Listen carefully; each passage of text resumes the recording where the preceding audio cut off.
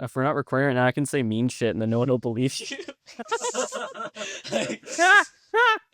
In the first aeon, I was the Great Spirit. In the second aeon, men knew me as the Horned God, Pangenitor, Panphage. In the third aeon, I was the Dark One, the Devil. In the fourth aeon, men knew me not, for I am the Hidden One. In the fifth aeon, I appeared before you as Baphomet, the God before all gods who shall endure to the end of the earth. In this new aeon, I appear to you as CMN.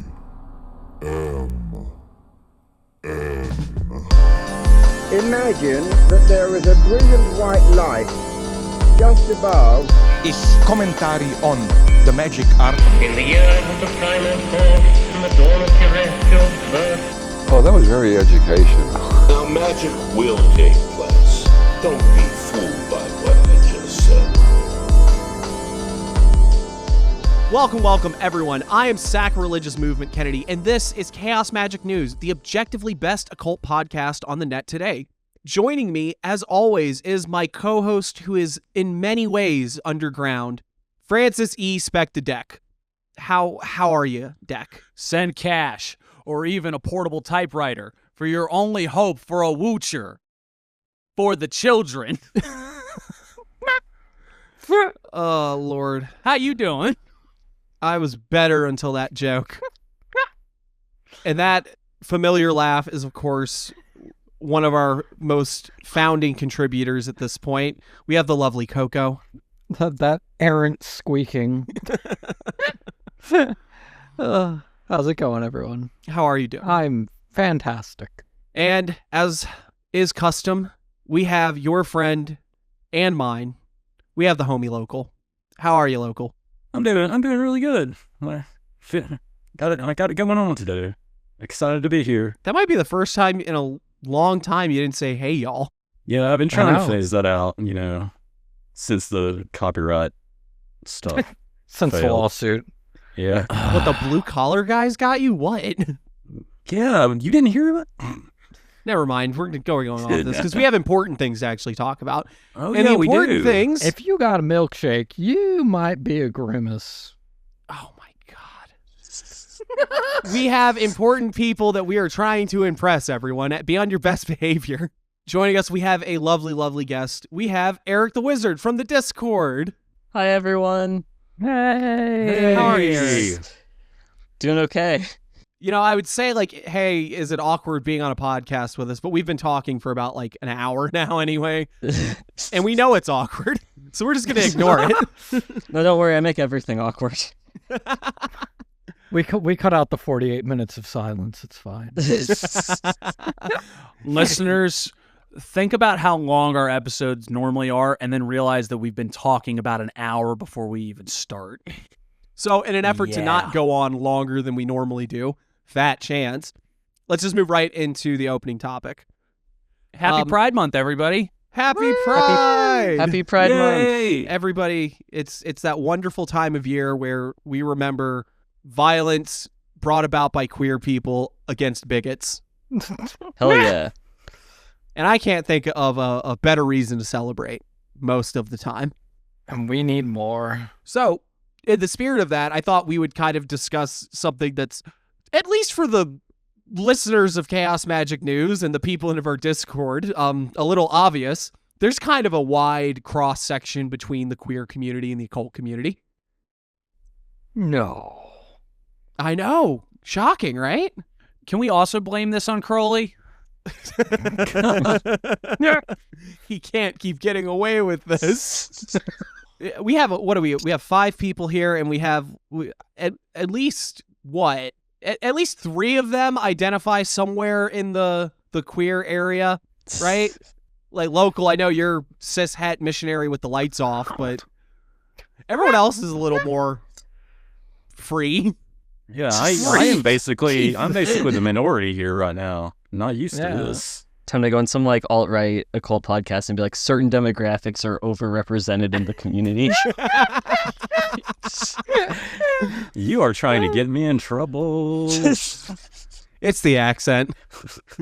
But no, there is a genuine crossover, not just in the cultural sense, in that a lot of LGBTQ are drawn to fringe spiritualities in the same way because of the nature of being marginalized.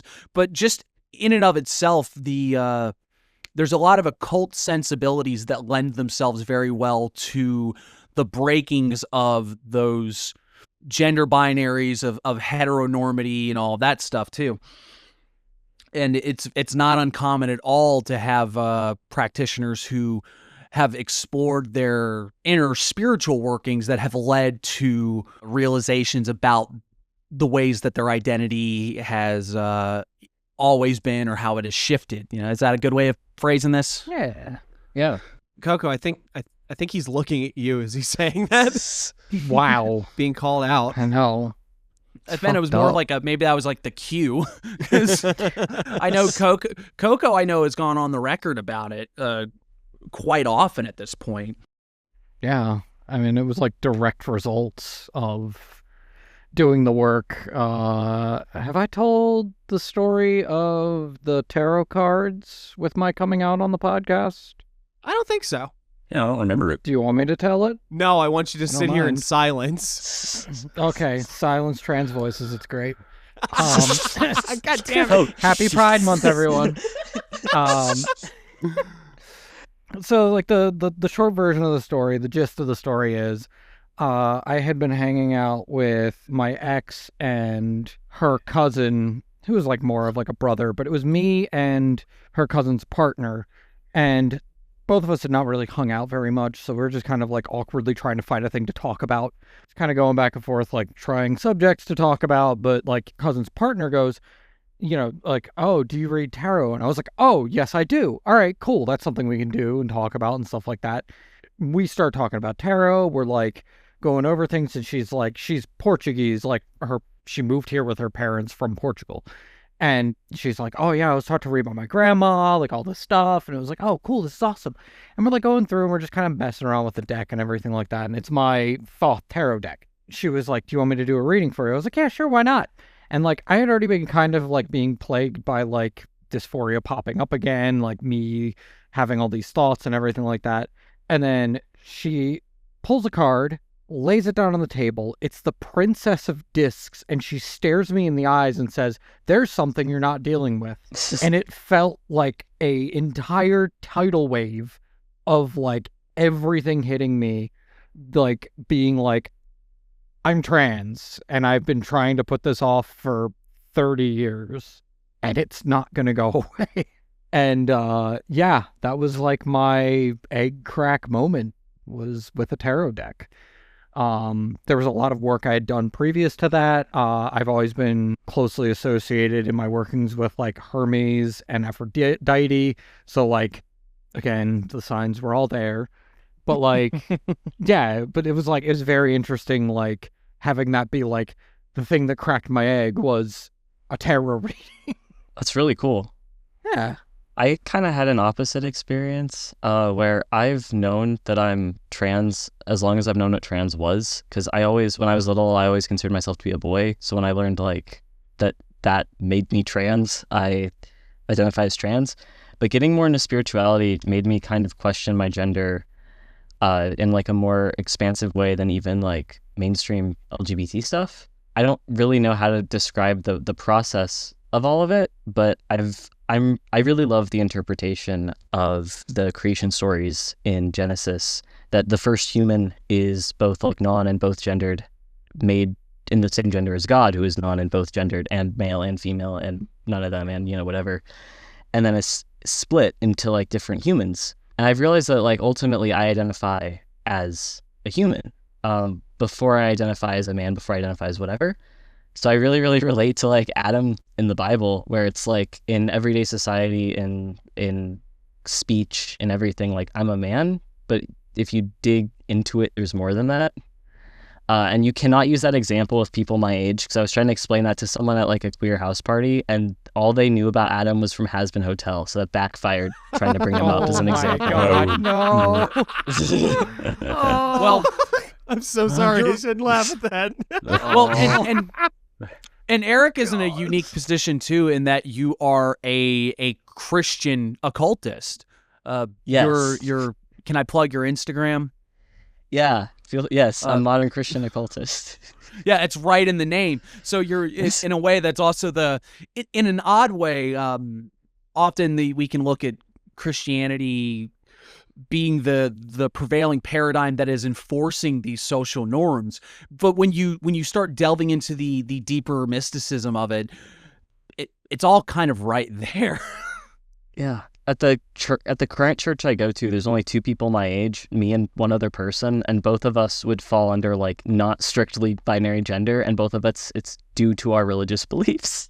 Whoa. That's at least you got someone else, I guess. Yeah, it's wonderful. Well, and I think to talk about the chaotic sensibilities of it, right? In chaos magic, at least, we do tend to fall on the lack of an essential self, understanding that whatever we view as our identity is fluid, it is mutable, that there is a plethora of eyes, Peter Carroll's colonial being sort of ideas. And I think that also lends itself very well to the idea of when you strip away a lot of what we consider to be cultural or particularly gender norms, what you're looking at is things that are historical and based in a certain societal framework, that if we do not accept the essential nature of the self, it becomes very easy to hand wave them away and understand, like, well, I get this is the society that I was raised up in. I understand that these are the norms that are held from a historical point, or more accurately, these are the ones that are currently held up in this narrow span of a human lifetime. Because when you go back even through Western society, you get back to the ancient Greeks, and they have a radically different, not just in terms of homosexuality being far more acceptable, but even just the ways they viewed homosexuality was radically different. The point I guess I'm getting to is that in terms of chaos magic, if you accept that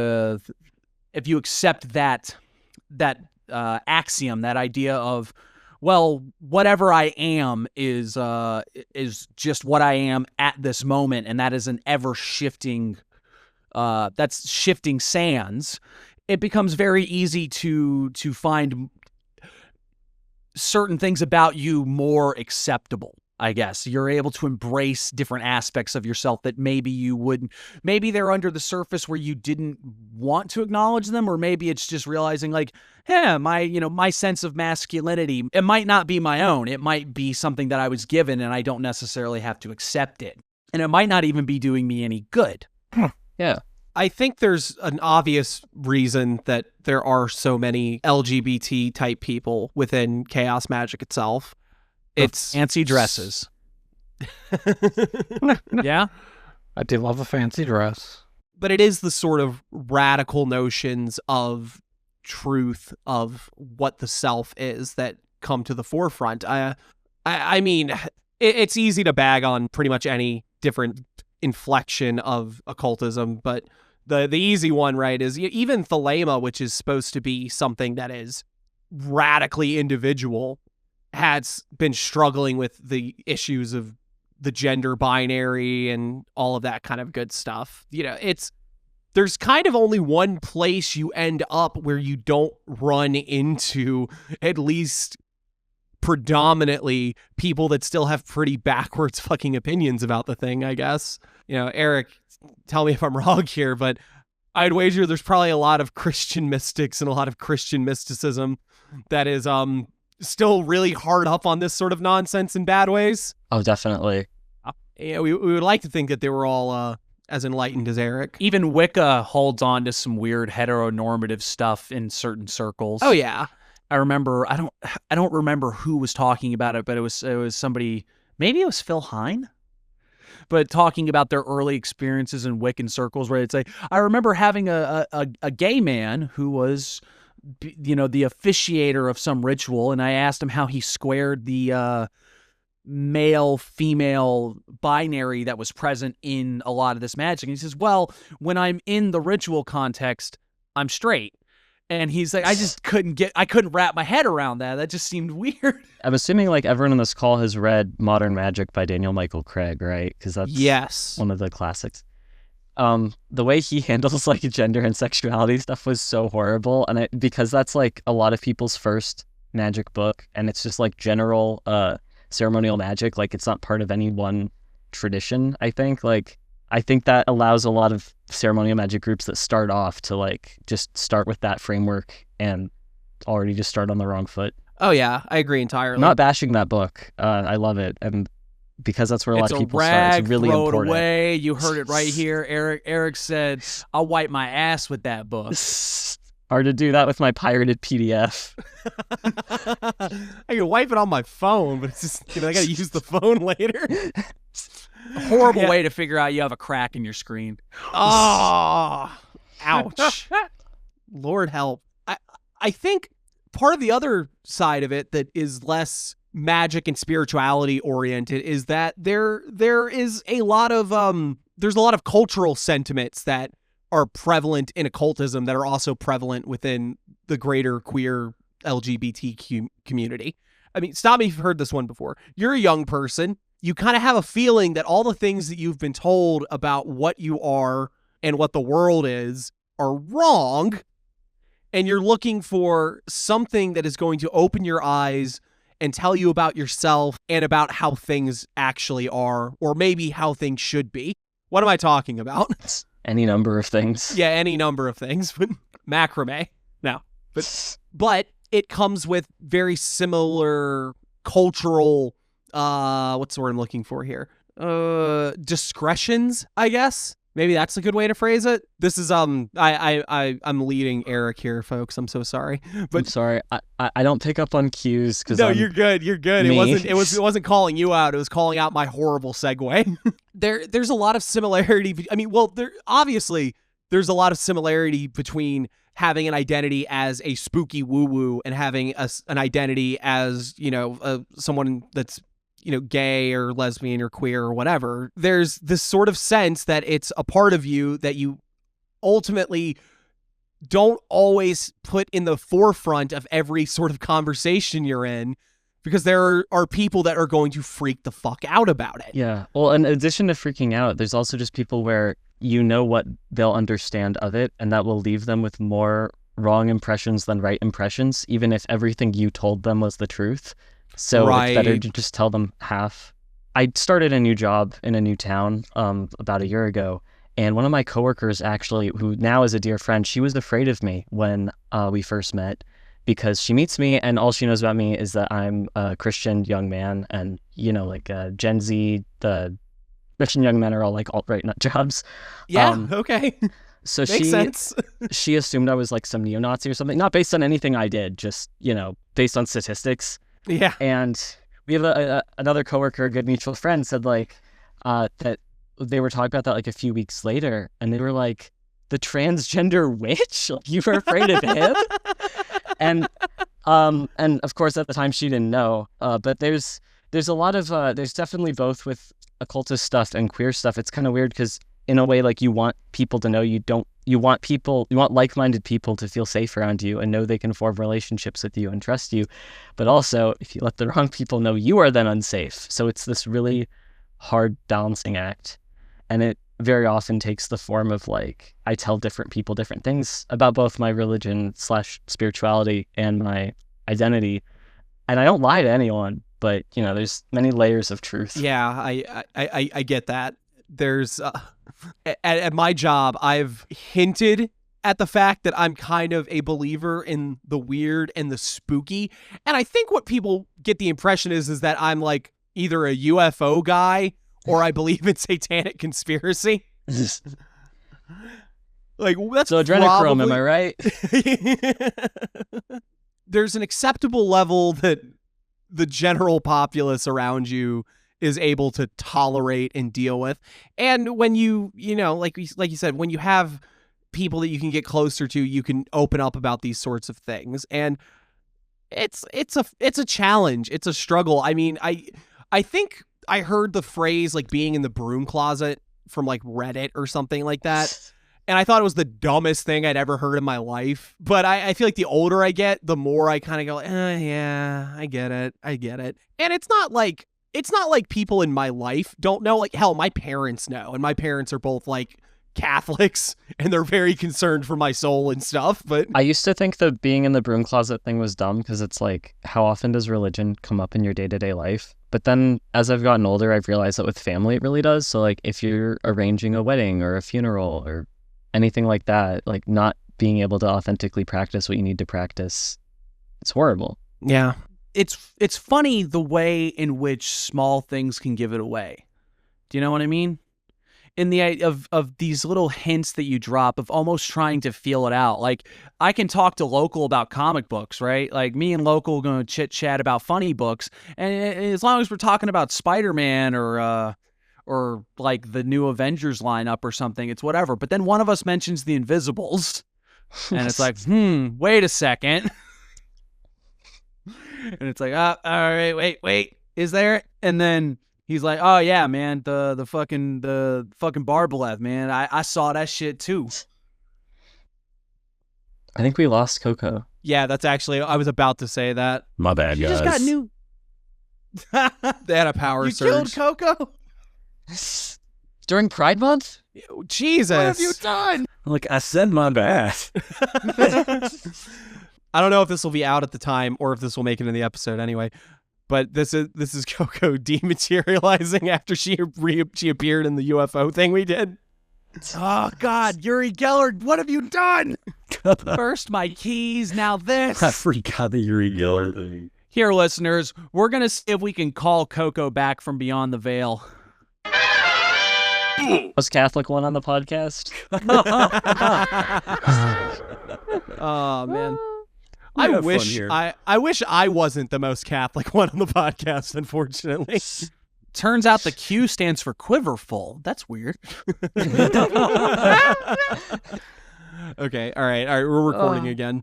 Yay. You Where did we end recording that joke. That was gold. What do you want me to tell you? I couldn't hit the record button fast enough. I Do told you I stopped the better. recording. Now we got to edit around all of this, and I got to pretend to not be mad at you for the rest of the show. Like you always do. Welcome to Chaos Magic News. Welcome, this week- everyone. I am Superior Mother Kennedy, and this is Chaos Magic News. The only done podcast that that's doing one. it again. Doing it again. Kennedy, it's Pride Month. Say it properly. It's Mother. I can make like one more comment on chaos magic and gender. Some people, when they theorize about gender, will say that like no two people will have the same gender, even if they use the same words to describe it, because how they relate to their own gender and their internal experience will be different.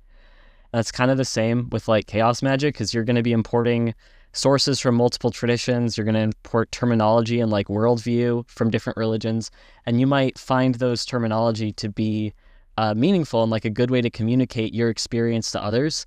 And what they're hearing and what you're saying are going to be entirely different, even if you're using the same words. Oh, right.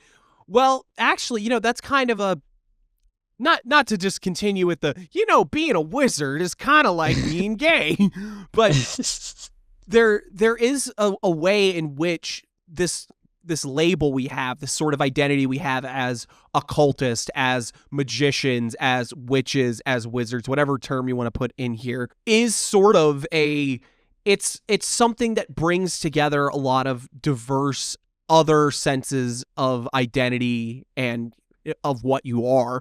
Because I have one person in this podcast with me that I know pretty much agrees with me on everything. But that is like the only person in occultism that I have ever met that will pretty much agree with me on everything. While the rest of us all have a very wide breadth of how we view ourselves as occultist and what that means. Just like, we have a million different labels and we come up with new ones every day. And it's really great. I'm glad that we're all finding words for what we are that give us some sense of wholeness of I know what I am, and even in a way that can identify with other people and bring you together with people that are similar. But ultimately, we are all snowflakes.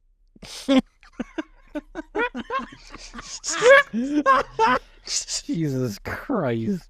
During Pride Month? No, the snowflakes are the people that tuned out once we said Happy Pride Month. You guys are snowflakes. And you should be ashamed. I guarantee everyone who uses that word doesn't know that its current usage was coined by a gay male author. Who? Well, the author of Fight Club. Chucky That P. originates from Fight Club. Oh, God, I'm stupid. Chucky P, man. See, I read all the incel books, but I read them in an enlightened LGBT way. I just read them in a big whiny voice, so I don't take it seriously. Oh God! Have you seen that thing? It's like me reading the Industrial Society and its future, but every now and then pointing and looking off to the camera of the FBI agent and doing the crazy person head swirl thing, so they know that I'm not serious. I saw a more offensive one where it was reading Mein Kampf on the bus, but every now and then stopping and saying, "What the fuck is this guy talking about?" So the other passengers don't think I'm a Nazi. Oh Lord. Well, now's the opportunity. And now that we have because it's firmly- Pride Month, if anyone would like to come out, we support you. I am trans and intersex and bi. Woo. What about you, local? What are you? Yeah, come on, local. No, me. Come out. We all know you're a grimace. It's fine. We accept you and love you. Love is love, even grimace love. Even Grimace Applejack love. Oh, Lord. That is a callback. That is a wow. Eric, that was incredible. See, Eric is a fan. Eric's a real one. Okay. I think that's good. Called the fuck out. Now that we have firmly buried this opening discussion.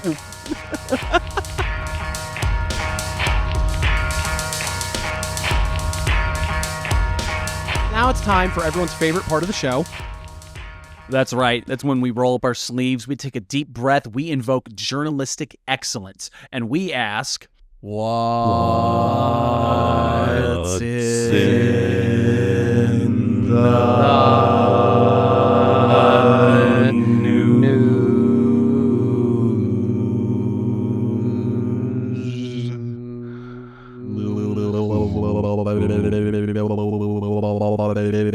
the news? News.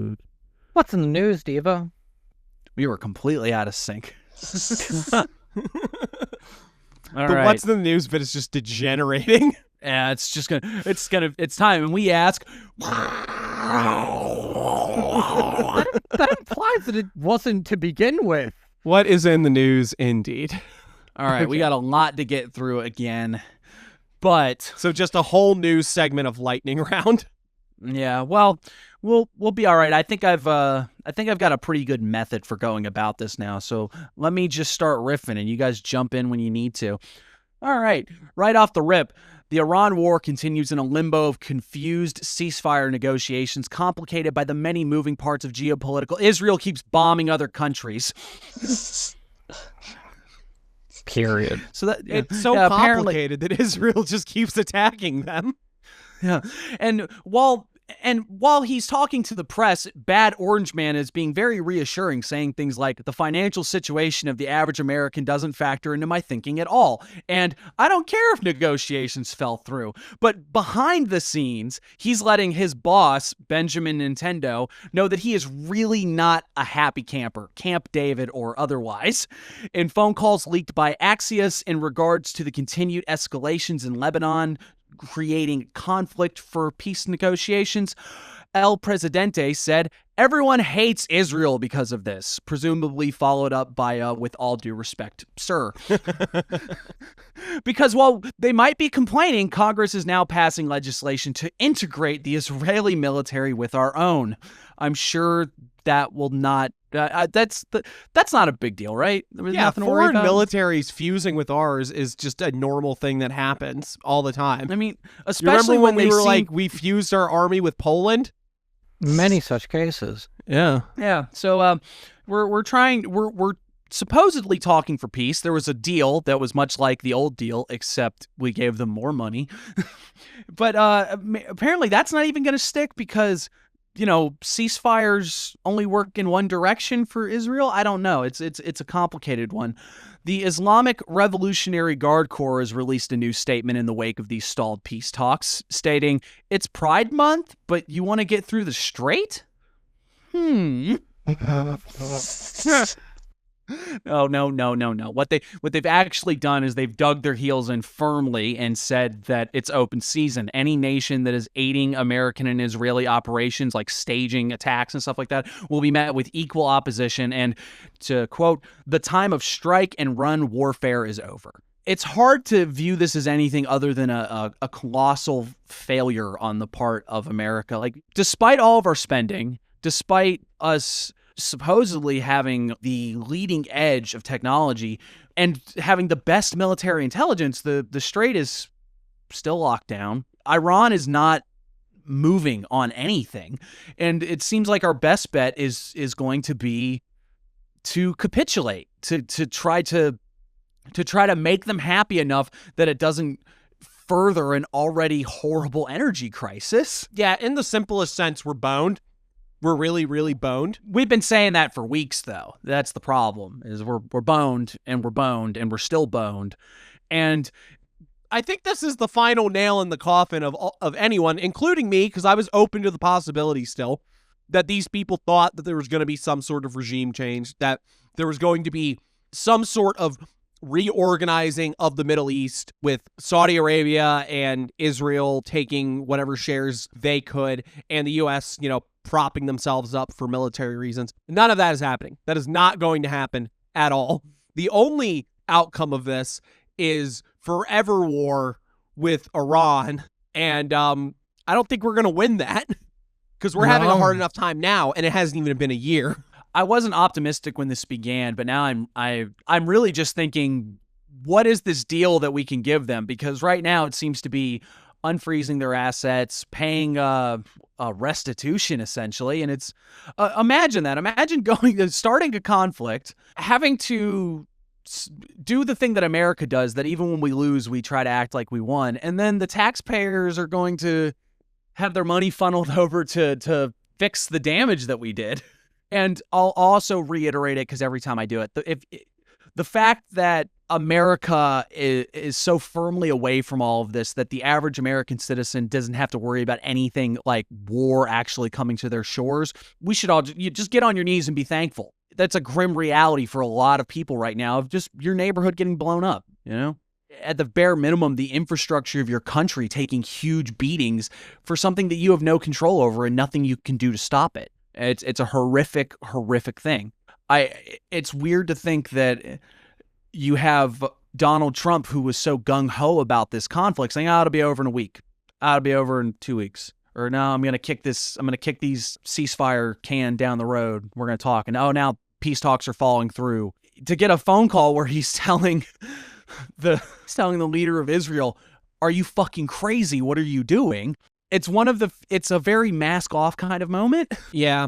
Well, it's sort of the thing that we don't talk about enough on the Trump side of things, I suppose. While the constituency around him is filled with people that are like, I will go die for Israel right now. For real. I'm gonna do it, bro. Trump has never really seemed like he was that loyal to anything. So he's probably pissed as hell and has been constantly saying shit like, fucking Bibi's a goddamn nutcase. He doesn't let me cook, Bibi. Let me cook. Stop blowing people up while I'm trying to stop this. I'm trying to look cool. That FIFA Peace Prize is looking really sus at this point. That's all I can say. Now, if you want to know how the rest of the Western world is dealing with this kerfuffle, the UK banned Hassan Piker. That'll show him. And they also banned his uncle. Oh God. Cenk How do you? From the Young Turks.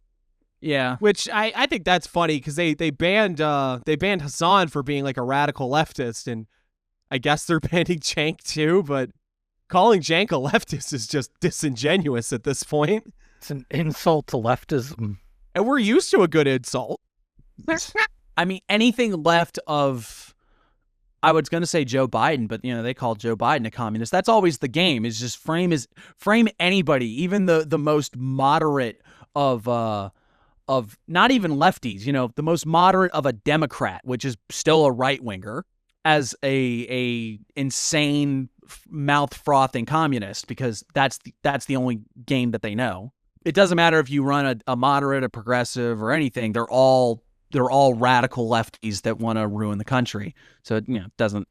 They want to give matter. your kids pronouns, and they want to I don't know, dye your hair blue, and you're under communism. You're all gonna have to share one toothbrush. I wish we could get a real communist running our country. Right now. I'll take Stalin. I don't give a shit at this point. Shit. The problem I always go back to is just, it's sort of the argument, it's authoritarianism. It's like, where are we at, dude? What do you mean? The fuck you mean? Yeah.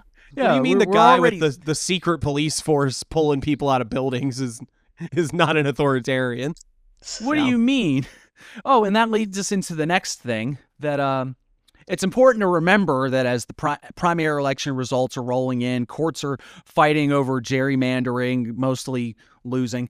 Kash Patel's FBI and whoever the hell is running the DOJ this week snatch up ballots and voter data and further unfounded claims of election meddling. All these things that are just taking the shaky ground that our democratic process is already on and eroding it further and further and further. During moments like this, we can count on the Democrats to fight valiantly to suppress the autopsy for why they keep losing. But because they're Democrats, they failed at that too. And it turns out that the autopsy was poorly implemented and likely built using AI tech. Stuff that would make the Pope wave stuff that would make the Pope wave a pointy hat at you and say, "Hey, stop that." But don't worry. When it comes to the important things, they've got it where it counts, which are battling hard to ignore your criticisms and take money from the same bastards that are funding the slip and slide into an even further authoritarian hellscape. But speaking of slip and slides, I think that's the only thing the White House is missing at this point, right? Yeah, I don't think it's slip and slide. Isn't it a UFC ring? Oh, I forgot. That was the other thing that the White House is missing. Skilled fighters for their Romanesque Coliseum. Can I talk about UFC Freedom 250 just for like a minute? I know it's not really news. Yes, absolutely. No. It's fine. It's fine. We need to balance out the funny. Oh my Lord. I know there's not a whole lot of fight fans listening to this podcast. But this is that, dude? Hey, fight fans! Are you ready for some bare knuckle brawls on the White House lawn? This is just the worst. Everything about it is like just a complete clusterfuck. People have been told like right before the event got announced that they were gonna fight. Donald Trump announced that it was happening before like Dana White even went on the phone. Dana White, by the way, big friend of Donald Trump. They're texting all the time. But he's literally been quoted as saying like, "Oh yeah, we were texting all day," and then he didn't tell me that he was gonna say, "Oh yeah, we're having a big UFC fight on the White House lawn." What is he even talking about? For his birthday. Y'all have to remember that the reason Donald Trump decided to have a big old UFC event and watch half-naked men beat the shit out of each other is because it's his birthday. He's a little birthday boy. Did anybody see the thing about how they were like basically like getting, I think it was military or something, to be like, you're gonna be standing out there. They gotta to make those it crowds look look big. They gotta make the crowds look big. All right. In the middle of summer, watching just grown men beat the dog shit out of each other. First off, the fighters are gonna be fucked. It's summertime. It's gonna be 1,000,000 degrees. They're gonna be fighting outside. They're gonna be fucked. They're just slathering them in DEET before they get in the ring. Jesus Christ. Is DEET a performance enhancing drug? It is when these skeeters are out. No, RFK said that's fine. You can drink it. And the deed is actually, it kills the things in your blood. RFK is going to be the official medical staff for that. Someone's going to get knocked the hell out, and he's going to hold a crystal up to him. Why didn't he go with wrestling? He has a long... McMahon is one of his appointees. Because wrestling is fake and lame, and UFC is real. I don't know. I really don't have a reason for it. Beyond that, the UFC has done an exorbitant amount of propagandizing for Donald Trump. It is really sickening. But the thing is, WWE and UFC are owned by the same company now. They're all friends, so it's basically the same thing. Oh, yeah, that's right. anyway. They're owned by Zaboomafoo or whatever it's called. TKO. Zaboomafoo. What am I thinking? You're thinking Zuffa Boxing, which is named after the old company. After that little lemur. Zaboomafoo Boxing would be kind of cute. Hold on, everybody stop. Eric, Zaboomafoo was... No, I watched it on PBS growing up. Not that. Oh, okay, yeah. great. You caught the reruns. Yeah, apparently, yeah. That lemur's got to be like old as hell now. You better hope it's reruns, otherwise we're on like the third Bro. Zaboomafoo. Bro's dead, probably. Oh no. Oh. Sorry. I've never actually watched the show. It's just a fun word to say, you know? Just I'm sitting around doing my rituals going, Zaboomafoo. Trying to look up if the lemur's alive. Oh.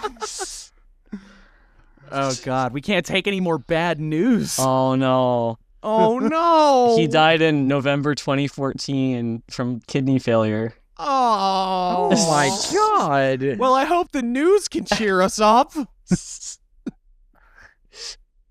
What else you got, co-hosts? Meanwhile, the Pope has sent out a huge declaration calling for robust regulation of AI, and also just in general saying that it's being used as an insult to the human spirit and all those Butlerian jihad type things that you've come to expect. You know, just so many people just going, God damn it, why do I have to side with the Pope? But and also Aaron Brockovich has come out from what I assume would be a retirement to start doing maps of data centers across America and the impact that they're having, because history doesn't repeat. It just looks that way because we fed all the history into Gemini.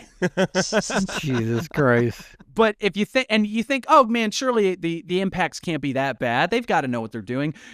Well, Anthropic is floating an industry-wide pause on development because of fears that we might be having systems that are getting too far out of our hands. OpenAI is cozying up to lawmakers in states like Illinois that would give protections against liability in the event that their technologies were used in ways that would result in mass death and damages. A Georgia town sued a data center that was being built for using like some ridiculous number. I don't have the exact number, but it's some like millions of gallons of water illegally. Damn. Wait, didn't a similar thing happen in Arizona? I mean, I'm sure it's happening everywhere. 30 million gallons of water. Things are getting leached into local water supplies. Energy costs are being driven through the roof. Delaware had a thing where they decided that corporations can have a vote in certain local elections, mostly because the corporations want the data centers and the people don't. Gonna riot. Yeah. I got an idea. Let's start as many corporations as possible in Delaware. Oh. You want to That's play what this You know game? about does. the Delaware scam, right? No? Where there's like a lot of companies that have like a headquarters of sorts in Delaware, and it'll just be like an It's because abandoned they have very building. lax. They have lax incorporation laws. Yep. Yeah, it's like tax shelters and stuff. Yep. Like, Man, you imagine that going to find like Google's headquarters and it's like a broom closet. Yeah, I know. Some janitor he's like, oh, well, I'm the head of the Google's home office. I Just clean in the there It's watching an toilets. abandoned Rite Aid that still says Rite Aid on it. You go in there and it's just one guy watching reruns of Zaboomafoo. Oh, a single tear running down his face. I see him everywhere. Oh, I'm sorry. I forgot one other thing that the current administration is missing. What would that be? Zaboomafoo? musical accompaniment. Oh! Knowing the age demographics, I don't have to tell most of you about Milli Vanilli. We Jesus do skew Christ. older, don't we? Unfortunately. Oh my God, Millie. Eric, do you know How Milli is this Vanilli? current news. Yeah. Okay, I'm just making sure. Famous lip sync scandal. That's the only thing they're known for, and now this. But they're one of many acts that have pulled out of the 250 America celebrations trying to be put on. Apparently, much like the UFC thing, a lot of people got booked for this and didn't know about it. And then when they found out, or when their fans found out and was like, yo, what the fuck? A lot of people started going out. So the only thing I'm surprised they couldn't get the Wu-Tang. It seems like they'll just show up and do the Liquid Swords medley wherever. Do they still have Kid Rock? That might be Oh it. my It might be God, just Kid Rock. It's just gonna be fat, out of shape Kid Rock. 5-hour concert of Kid Rock doing all of his greatest hits, which are only 45 minutes, so he does it like 8 times. No, it'd be like a music festival where they have different stages, but he's got to keep going to each different one. Like running and changing his outfit. Y'all should look up the agent that handles Vanilla Ice and Morris Day in the Time. Morris Day and the Time. Jamie, can you pull that up? Who's their agent? Robert Van Winkle? What? It's telling me it was a guy you're named kidding Jeff me. Epstein. No. No relation. Oh, God. Universal Is Attractions it really Agency. a Jeff Epstein? You know he's going by Epstein now. How unfortunate for everyone involved. That's brutal.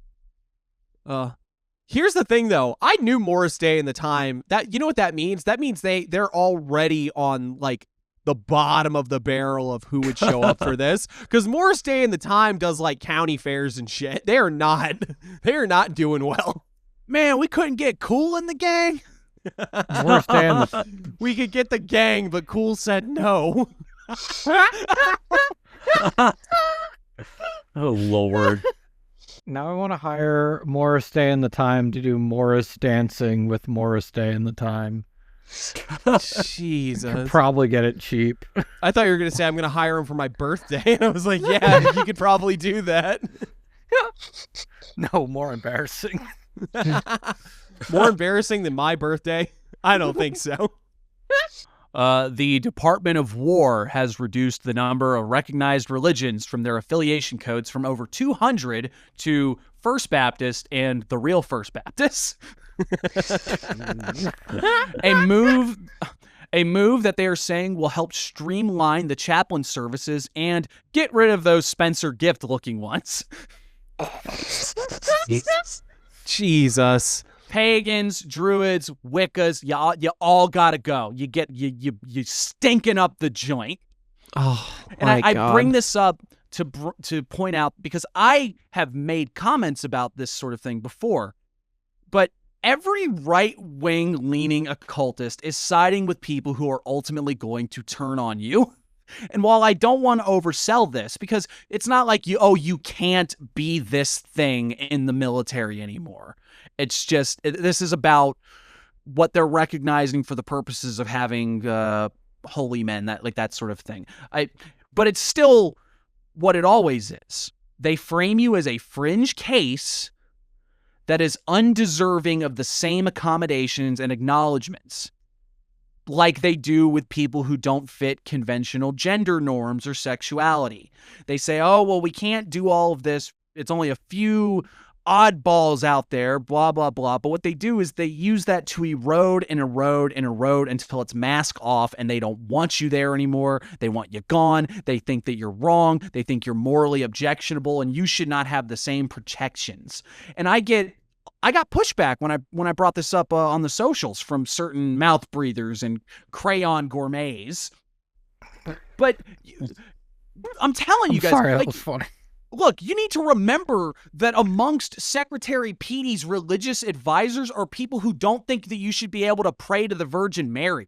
Do you think they're going to be okay with Babylon? Do you think that they're oh, what are you? I'm a Discordian. I'm a pope. Well, yeah, actually, if you're a Discordian, you're probably not part of the military anyway. But God, I'd hope not. well, you got to remember the Knights of the Five-Sided Castle are all Discordians as well. We honored them. They just don't realize it. Yeah. But genuinely, this is just the start of the same kind of maneuvers. They want to frame these as, oh, well, we don't need them. Oh, well, they don't matter. There's not enough of them, or this, that, and the other. And eventually it's going to be, we don't think that you should have the same protections under the law. Well, hey, I mean, me and Eric are both terrorists now. Yeah. Yeah, so among that's other fun. things.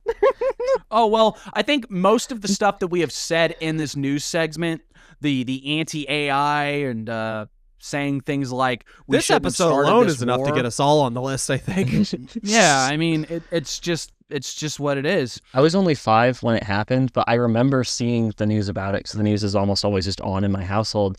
It was in 2007 that Wiccans got the right to have their pentagram symbol used in Arlington Cemetery, like Wiccans within the U.S. military.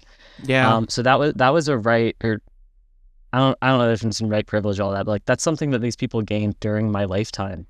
And now seeing people step away, it's really upsetting to me. And that's also how I felt growing up with a lot of LGBT stuff, where during my early childhood, like gay marriage is legalized. I only see things getting better and better. And then since then, I've seen things getting worse and worse and worse legally, where it's like in my lifetime, I've seen more like loss of rights than progress. And it's really depressing. Yeah, it's horrible. These people are, I mean, there's a reason why co-host and I, who are very big non-metaphysical people, we don't get, we have our spirituality that we deal with in certain ways, but there's a reason why even we see these people and say, demons. These are literal pitchfork fucking demons. Yeah. Because they are. Yeah. The call's coming from inside the house. You people are so worried about Satan. He's there. I don't know if this is true, but someone said in the Discord, looking through the list of still approved religions, that Satanism might not have been pulled. I was looking through it, and there's one that's just kind of other religions. Other? I know this is horrific, but like there's a certain type of Satanist that's actually encouraged to join the military, and it's part of the, alt-right's takeover of military and police stuff, or doesn't the Order of Nine Angles like recommend people join the military to take stuff down from within? No. Oh, yeah. That's actually kind of what I was getting at. I was also going to point out that prominent military and intelligent spook Michael Aquino was that was probably him. Oh no, he's dead. But someone was going, well, I remember Aquino. He was all right. Leave the Satanism. You can't forget him. Imagine his eyebrows. I mean, and I'm not trying to disparage Satanists because a lot of them are wonderful people. A lot of them are LGBT, but there are denominations of everything. And when I think about Satanists in the military, I think I can see why they'd be kept in the list because they have ultimately some of the same social goals as like the Christian alt-right. Oh yeah. I mean, if you show up and you're like, hey, I'm a social Darwinist and I want to destroy everything that is bad about non-Western societies, they're like, well, all right, you're cool. Just don't go flinging the upside down pentagram around too much. Grandma will get upset. This is what I'm getting at too, is that they will ally with these people until they have enough to squeeze everybody out. Oh yeah, and then your dumbass, that you helped them install the 09A incels are not going to get to be part of the ethno-state, I guess is what we're saying. You were going to the camp too. Yeah. Well, no, they'll just cope, and then they'll say like, oh, actually, it's subversive now to convert. Well, they're already doing that. I talked about that on the show. Like, there is a really weird way in which being like a trad cath is like more subversive than being a Satanist now. And it's just because, and I hate to be like this, being a trad cath now is really stupid. It's really dumb. It's just really dumb. Being like a Secavantist or whatever the fuck you do, like that's really what you want to get on. Go be some Mel Gibson's dad shit. They're gonna be like, man, this is an edgy motherfucker, ain't he? It's also ironic because like now the type of Christians running our country don't even think Catholics are Christians. That's exactly what I'm saying. Exactly what I was saying. I know the vice president is a Catholic convert, and they're like, man, you better go be a Methodist or something. No, you gotta be, like Bob's charismatic non-denominational church of like northern Missouri. Oh my God. See, that's a t-shirt co-host. all they care about is if your preacher says who you should vote for. That's what they care about. I mean, mine low-key does, but it's not Trump. Oh, thank God. All right. We might cut this because it might just be kind of more sad. But an employee at the LA Department of Public Works is suing, saying that they were forced to see a pride flag while coming to work. Because Jesus it's outside of the fucking Christ. department HQ, and it's a violation of his constitutional rights. To He see requested- a pride flag? He Yeah. says by being forced to look at this pride flag on this building and go in there and work, he is being made to celebrate behaviors that he views as sinful Can't we make the same argument? for literally everything. Yeah. Like I'm forced to. If I walk by a TV in like a department store, I'm forced to see Trump's dumbass face. Does that violate like, my constitutional rights? I will give you and them the same advice. Avert your fucking eyes, you fucking child. Don't look at it. It's Yeah. not But that hard. You got your stupid fucking phone in your hand all goddamn day anyway, I'm sure, while you're sitting there working so hard, being forced to show your approval of the gays. All you're doing is sitting on your fucking phone, bullshitting, doing whatever bullshit job you have, because I know it's a bullshit job. You work in a government building. Go fuck yourself. Jesus. The thing that I wanted to bring up is that this guy's name is Eric Batman, which makes sense because it's fucking comical. Eric Batman. Jesus. It's an amazing Christ. name. Could have got a better person to get it. You did not live up to that name. Batman's a gay icon. And when he has to go into court and face the defending attorney Joe Kerr, it's gonna be a. Why would you not say Harvey Dent? It was right there. All right, scrap this whole bit. All right, Washington D.C.'s Archbishop removes priest from his position as exorcist after making comments that UFO sightings were the work of demons, which is exactly what you would do if you were a demon alien, Mr. Archbishop, if that's your real name, which it isn't.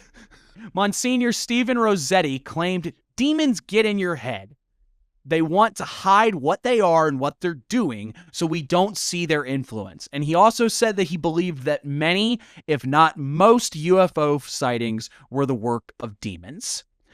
And I think it's really interesting in the same way we talked about these certain types of Satanists that might lend themselves to Christian nationalist right-winger sensibilities. And that the spiritual paranoia that comes with this type of thing transcends sect, class, just everything. Because there is a level 6 high Gnostic sorcerer in our social media comments right now that is spewing this same kind of garbage. In a way, it's almost, if you ask somebody what they think UFO sightings might be, it will tell you a lot about them. If somebody says, I think they're honest to God aliens and they're coming here to get our women's fertilized ovoids to breed a race of Supermen, it's like, okay, you're a goober. Sure. If somebody says, I think they're actually demons who are here to trick you into believing that, like, I don't know, the earth is round. It's a flat earth. The UFOs are there to trick you to not look at the ice wall or whatever. Or if somebody says, I think the aliens are here to give us the message of universal brotherhood and whatever, it's like, it says something about your overall demeanor. And if you ask me what I think UFOs are, it's like my most woo-woo thing is that there seems to be certain events that can be triggered by humans where you encounter seemingly non-human entities that fit a certain cultural pastiche. You know, it's sort of the Jacques Vallée answer where it's like, yeah, the wee folk and the gentry would Shanghai you, or sometimes you're getting shanghaied by the little green men. It's not, I don't think that people are just making it up or they're all lying, but I don't think that it's I don't think the answer is that it's keep watching the skies, but I also damn sure don't think it's, it's secretly Lucifer planting the UFO sightings the same way he did the dinosaur bones. I'll be honest, I think UFO encounters are just people who are having like the type of spiritual encounters people have had forever. But now that we have the idea of aliens in our culture, that like shades what they see. So they describe it as like UFOs. Because like if you look at Guru Nanak, who founded Sikhism, right? Like he disappeared for 3 days. He was taken up somewhere and like met with a council of people, like all that. Like if someone said that today, they'd be like, oh, I was taken on a ship and I met this intergalactic council. But, you know, back then you didn't have those ideas shading it. Yeah, they'd be like, that's Sun Ra. Yeah, so like most abduction stories are just like, congrats, you're a prophet. But today they don't call themselves that. You're over here on fucking coast to coast trying to get a call in when you could go be a prophet, my boy. Well, a lot of the UFO people do become prophets, and it doesn't end well. Does being a prophet ever really end well? Let's just be honest. Oh, what's the guy? Fucking, oh god, with the long hair, the Fabio looking one. Jesus. Yeah, that's Lord the Christ. Rael. Oh, Rael, yeah. Yeah. Oh Jared man, Leto. Is that a UFO thing? No, here's the problem, right? This is my correction time, right? I got Lord Rael and Raelism sound alike. Yeah, I thought they were the same thing, man. They are not. There's a UFO cult, Raelism, where they had an immortal baby and stuff like that, and they were saying that, Jesus and Buddha and stuff, those were all aliens coming down. And then there's Lord Rael, who is 6 different types of crazy. So we're going to do a head-to-head eventually of comparing the two, just because I thought they sounded alike. I thought they were the same thing. You mean things sound like things? Things do sound like things. Wasn't he a convicted felon? I'm sure they both are, honestly. That's part of being a prophet, actually. Right, yeah, that's one of the most important parts. You know, again, Christ himself was something of a convicted felon. Yeah, executed by the state. Youth pastor. Hey, kids, let me tell you about another convicted felon. And pay no attention to this ankle monitor that I'm wearing. That could be my actual future. Not in that direction, but like, I now I really, really want to become a pastor. And if I do, it's like, you know who else was a communist that the state considered a terrorist? The jokes write themselves sometimes. Oh, man. Eric, I'm going to send you the Ballad of the Carpenter later. Okay. And now, something that For might something make... completely different. Oh, boy. And now for something to make the most skeptical amongst us go, that's how you get cursed. Researchers using yeast extracted from Utsi, the Iceman, famously preserved prehistoric man, have made sourdough bread and plan to brew beer next. Jesus fucking Christ. That took a turn. This is my body. This is my body. No, this is Utsi's body. Which has not been given up. It's still in the freezer. Can I say something? Go ahead. Go. This is what happens when, like, our generation is allowed to do things. We just take it and we're like, what if we hipsterify it? What if we brew beer with They gentrified Utsi's? my frozen man. Yeah, like, next they're gonna make a fucking bespoke burger joint with his fucking remains. The Utsi burger. The Victorians were eating mummies like jerky, where like Gen X is gonna be like, we're just 2 crazy guys with a dream and a sample of Uzi the Iceman.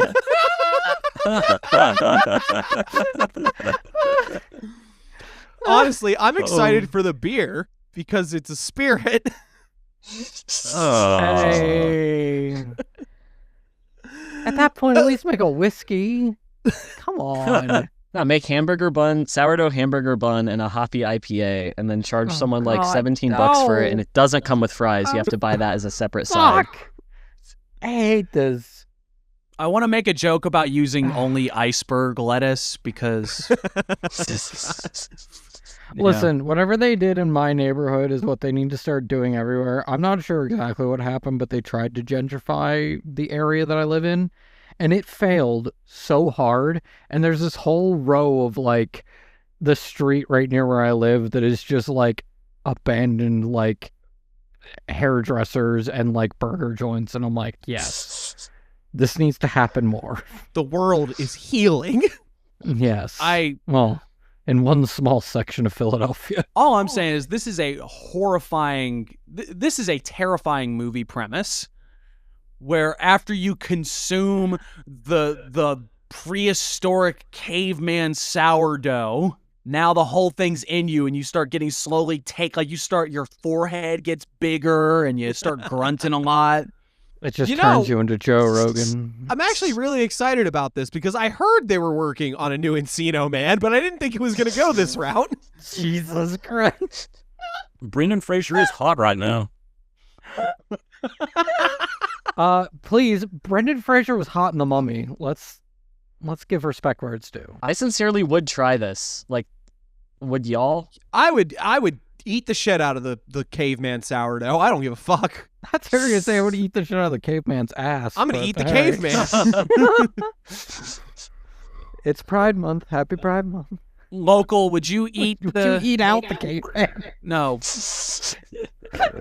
Without hesitation, I would. You can't tell me caveman yeast bread's a thing and expect I'm not going to try it. Yeah. See, this is me having compassion and empathy and understanding the Victorian urge to eat a mummy. I get it. I get it now. The time-honored occultist tradition of, like desecrating the dead bodies of some other group. Do you guys... I believe it's somewhere in Alaska. I could be wrong, but it's somewhere cold, and they have this thing where it's the toe of a dead guy, and they put it in the bottom of a shot, and you have to drink the thing, and you have to make the toe touch your lips. That just sounds like foot fetishism with way extra steps. Yeah. Yeah, a movie by Quentin Tarantino. I'll just lick a toe and take a drink. It's fine. I'm not scared. I'm just imagining they have Ötzi up on the bar. No, it needs to be Ötzi in like a fucking leisure suit with sunglasses to make it like kitschy and weird. Weekend at Ötzi's, yeah. We're just Oh, bringing back oh all my of the God. old. God, that's the name We're of just the bringing place. back all the old '80s God. movies. Fucking damn it. It's just like a neutral Milk Hotel shirt on top of the ice block. Just like all stretched over it and shit. Jesus Christ. Isaac Brock posing with the fucking frozen block. We got time for one more? No. Can always do one more. Just maybe a good way to round this out. Headline that got shared right before we went on, but it felt appropriate given everything that's happened over the past couple, month almost now. Physicists propose that time might have 3 dimensions. R.I.P. Pete. Oh. Rest in power, King. Rest in multiple dimensions. Someone out there is scrambling to fit this into their already convoluted worldview. No, somebody's looking at cyber magic and going, "Oh, you were right." The 3 stigmata of Peter J. Carroll. Does this have any hard-reaching implications that the article wants to make you think are really important, even though it's just fucking physics? No, I don't even have anything to say about this headline other than damn. Way to go, Pete. Yeah. The sad thing is I have like close relatives who are serious physicists, and even if they explained this to me, I wouldn't understand it. Well, here's the thing. You said serious and physicist in the same sentence. So you're already a little confused, bud. In fact, little Timmy went up to his mom and said, "Hey, Mom, I decided when I grow up, I'm going to be a physicist." And he said, Timmy, you can't do both. Jesus Christ. I love that. That do it for the news? I think so. Unless you got anything I missed? There's a headline about Alex Gray. Yeah, Alex Gray. Didn't he die? No. He shot Werner Herzog. Yeah, that's a thing that happened. Don't go check it, listener. You're good. You can trust us. Why would we lie about that? It's a real weird thing to lie about. In fact, you're weird for thinking we would lie about that.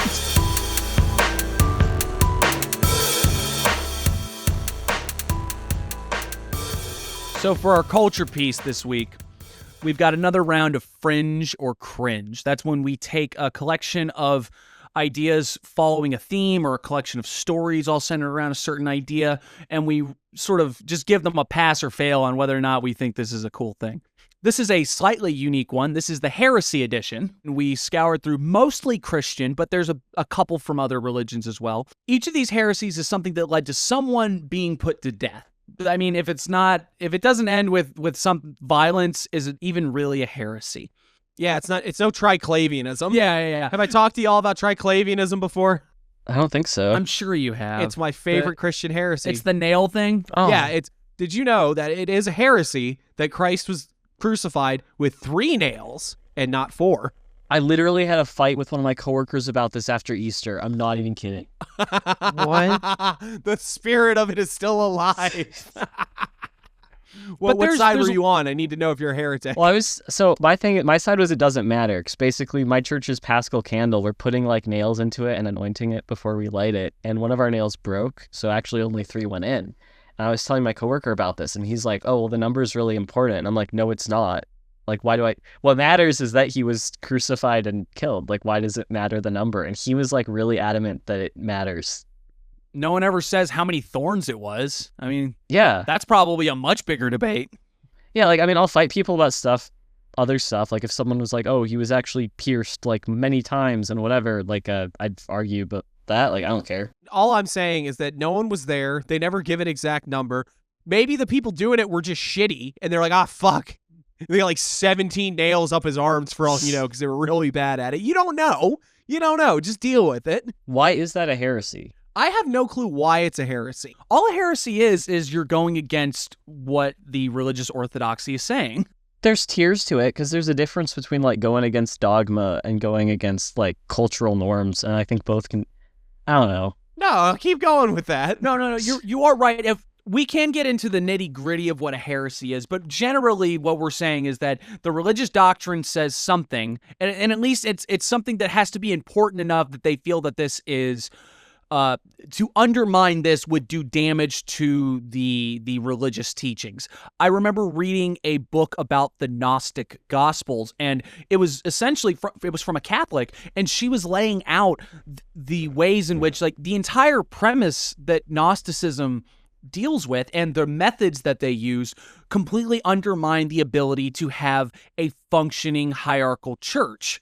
And she's saying that like it's a bad thing, but but she's right. That's the point, though, because you can definitely have, Gnostic heresy. You can be like an Arian or something like that. That's like a heresy that at least has some teeth to it. Who the fuck gives a shit about how many nails are in the dude? Yeah, if that undermines your church, you had a weak-ass church. Yeah, you got a lame-ass church. Well, yeah, because you don't have enough nails. Yes. Look, as long as we all agree that it was probably more than one, because I think that's a ridiculous mental image, and I'm not standing for it. Just one Well, nail, at like least right 2. through the middle of Jesus. That's Oh, no, I'm ridiculous. picturing like he's bent over, like touching his toes, and it's just one nail through. See, it's even worse. I'm imagining like a loincloth, and they like nailed him to him, and he's just kind of hanging from it. Oh my god. Oh, Keychain God, right idea. there. Oh, They just scruffed him like a cat and then just put it through through the loincloth? That's just sounding, all right? Perfectly fine. While I was doing research for this, a big one that came out that led to a lot of people being killed is the Anabaptism heresy. The Munster Rebellion, right? I believe Not the so, Anabaptists? Yeah. I know that's one, but this actually it comes up a lot because all the Anabaptist thing, if I'm remembering right, is it just comes down to the idea that like you can't just take a baby and baptize it; it doesn't count because they don't know what the hell's going on. I like low key fall under that. Now that's the problem. If for anybody who is familiar with Catholicism, they say we acknowledge one baptism for the forgiveness of sins, so it really doesn't matter when you do it. This is something I'm really angsty about because like I actually was an atheist for many years, and when and the way I was raised Christian, I wasn't raised with a lot of like religious instruction. So I was raised culturally Christian, but like debatably religiously Christian. So when I became Christian again, I really felt like it was a conversion, and I really wanted to be baptized. And this wasn't in a Catholic setting; this was in a Presbyterian setting. But like I asked my pastor if I could be baptized, and she's like, "Well, no, because confess one baptism. You've already been baptized," and it pisses me off because like it didn't count. I wasn't even. Yeah, well, No, I feel like it doesn't count because it wasn't my name, first of all. Oh yeah, yeah, that's yeah, another yeah. thing too. But like two, baptism for babies, it's about everyone but the baby. Because like the congregation, like the parents reject evil, the congregation all swear that they're going to help raise up the kid in the faith. But like, what does the baby do? Nothing. So it's like, I kind of Literally, wish adult infantile baptism was amnesia. common. Yeah, I don't remember being baptized. I was like 8 days old or some shit. I'm just imagining that, the stupid fucking memes. Like, isn't there someone you forgot to ask to consent? But it's baptism. the baby. Okay, so we're going to get into some cases of people that were tried and put to death as heretics. And I'm going to get into the crux of what their heresy was, and we will say whether or not this is an interesting heresy, whether or not this is an absolute silly one, or the like. And everyone will go around the room and ask everyone their opinions. So, first off, we're going to go with some of the low-hanging fruit, as it were. We're going to start with John Badby, who was A bad bee, right? was born in And his 13. name was John Badby. That actually works because it's C. Nah, I like that. I appreciate that joke. Put to death on March 1st, 1410. One of the early Laudler martyrs. He was a tailor. He was in the West Midlands and was condemned by the Worcester Diocese for his denial of transubstantiation. For anyone playing along at home, transubstantiation, saying the Eucharist, the bread and wine, literally become the body and blood of Christ. There's something that changes within the essence of these things through the process. And his denial was pretty succinct. That while Badby bluntly maintained that when Christ sat at the supper with his disciples, he had not his body in his hand to distribute. He says, how can you give someone your body when you're sitting there with your body?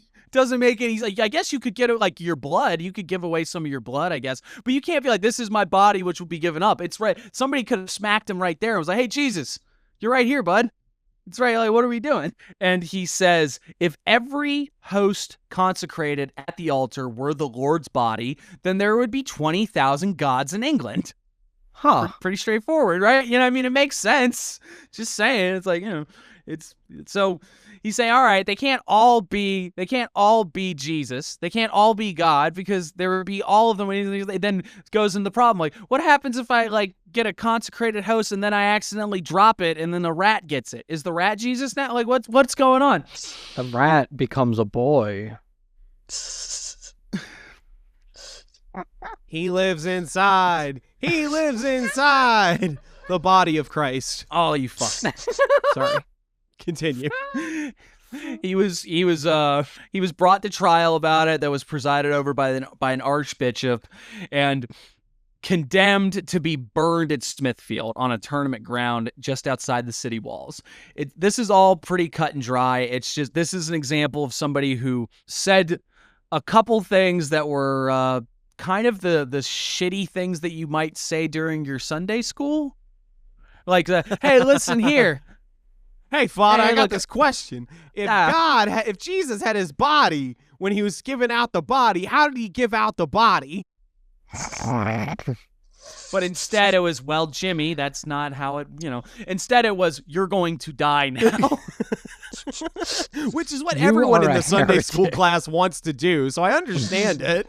I don't have a whole lot to say about it. It's mostly just funny because there's a direct quote of him saying there would be 20,000 gods in England. And he's like, that's just England. That is the dumbest thing I have ever heard in my life. I'm not going to lie to you. Pretty as bad. far as religion, that is your sticking point.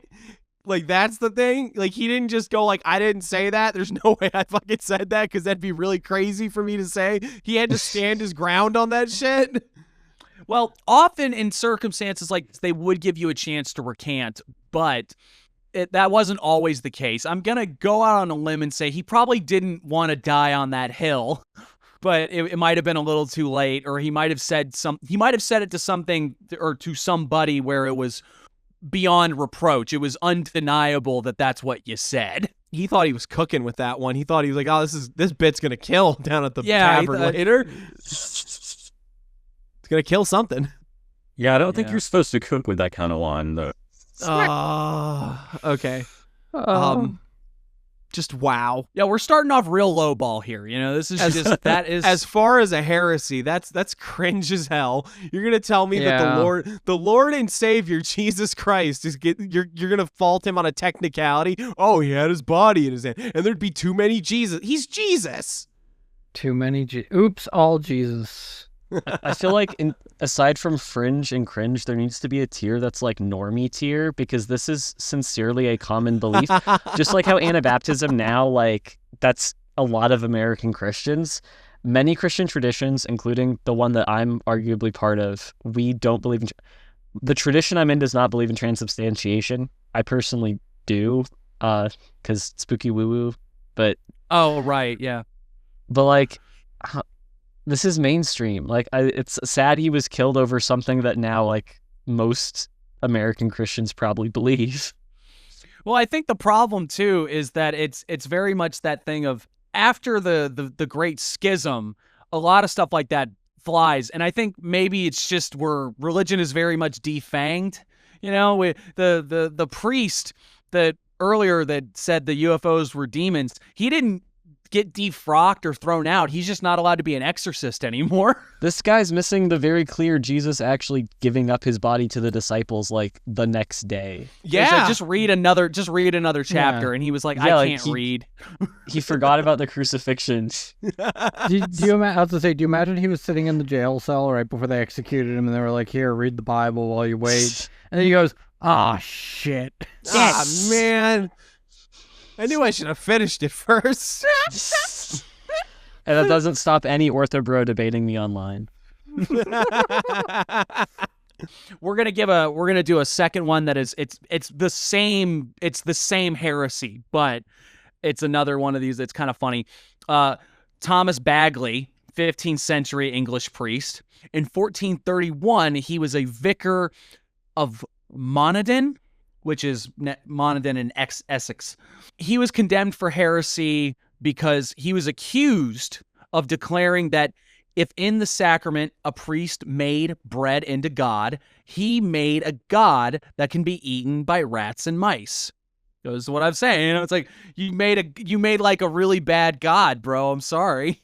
He weak sauce.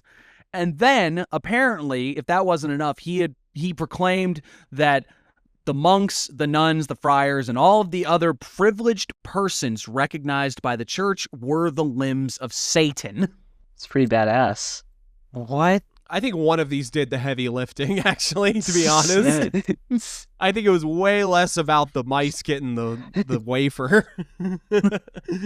That's a bold claim to be like, oh yeah, no, he definitely died because of the bread thing. Yeah. I'm going to be annoyingly Christian again and be like, that's kind of the whole point. Like, he missed the whole point again. Like, God taking human form, God being Jesus, is God making a God that can be killed or beat up or slandered or insulted. So, like, God being incarnate again in bread, how is that a problem?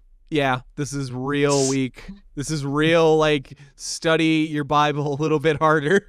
I do think that there is something to this idea of arguing about that, because we see by history that transubstantiation just doesn't hold up unless you have some sort of mystical, metaphysic-y kind of ideas about it. It always gets me because biblical literalism is something that is just so heavily ingrained at a time when there's just the priest that says this is what it is, you know, and he's got the backing of an organization, and you're a peasant, a bumpkin, you know, someone who, if you're lucky, you can read, and if you might not even be able to read, even if you can read, you might not be able to read the Latin that the holy texts are written in, things like that. So it's weird that's all right. We just got to tell them that no, this is literally Jesus now.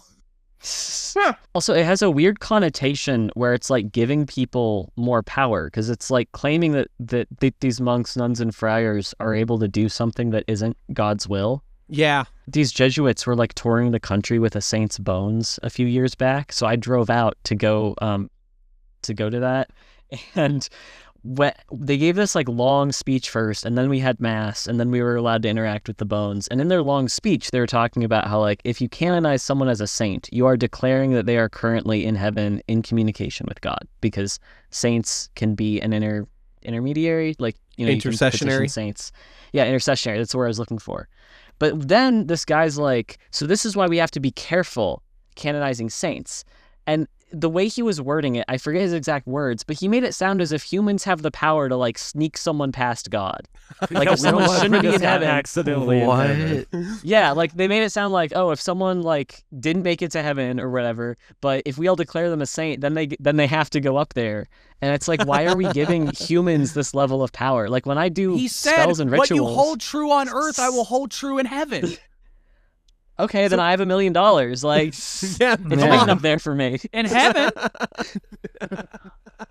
Like, it's crazy. Like, I do love the idea that it's like a fucking, it's like an American Idol vote or some shit, and you're just like, ah, man, Randy was a real piece of shit, but he won the vote. Sorry, America. Yeah, it makes me America. Sorry, St. Peter.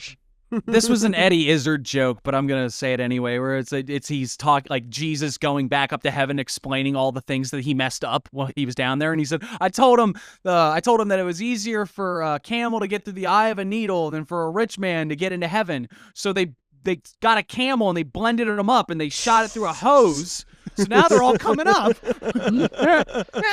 When I do like spells and rituals, I usually will end it in some way with like, you know, if it is within your will. And my concept of God is different from the standard Christian concept of God, but I believe it would not be possible for me to do something that isn't within God's will, because I believe my power to do magic comes from God, which again, we can argue about how God is defined.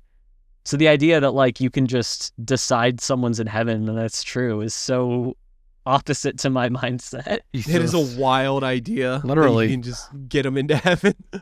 Or like if God doesn't want the bread to be Jesus, you can still make it Jesus and feed it to Rat Boy. Like, what the fuck? Yeah, it's fucking sick. It's crazy. I love it though. I love how ridiculous early, well, to call it early Christians incorrect, but to see the kind of weird pretzels people end up turning themselves into in like when did you say this was 1400s? Yeah, 1400s. What Eric is presenting gets us to something interesting I want to touch on with, this is one of the big dogs. This is one of the ones that I was like, this is why I wanted to talk about it. So now buckle up. We're going to get to some funny stuff. Domenico Scandella, also known as Minocchio, was an Italian miller in the Republic. No.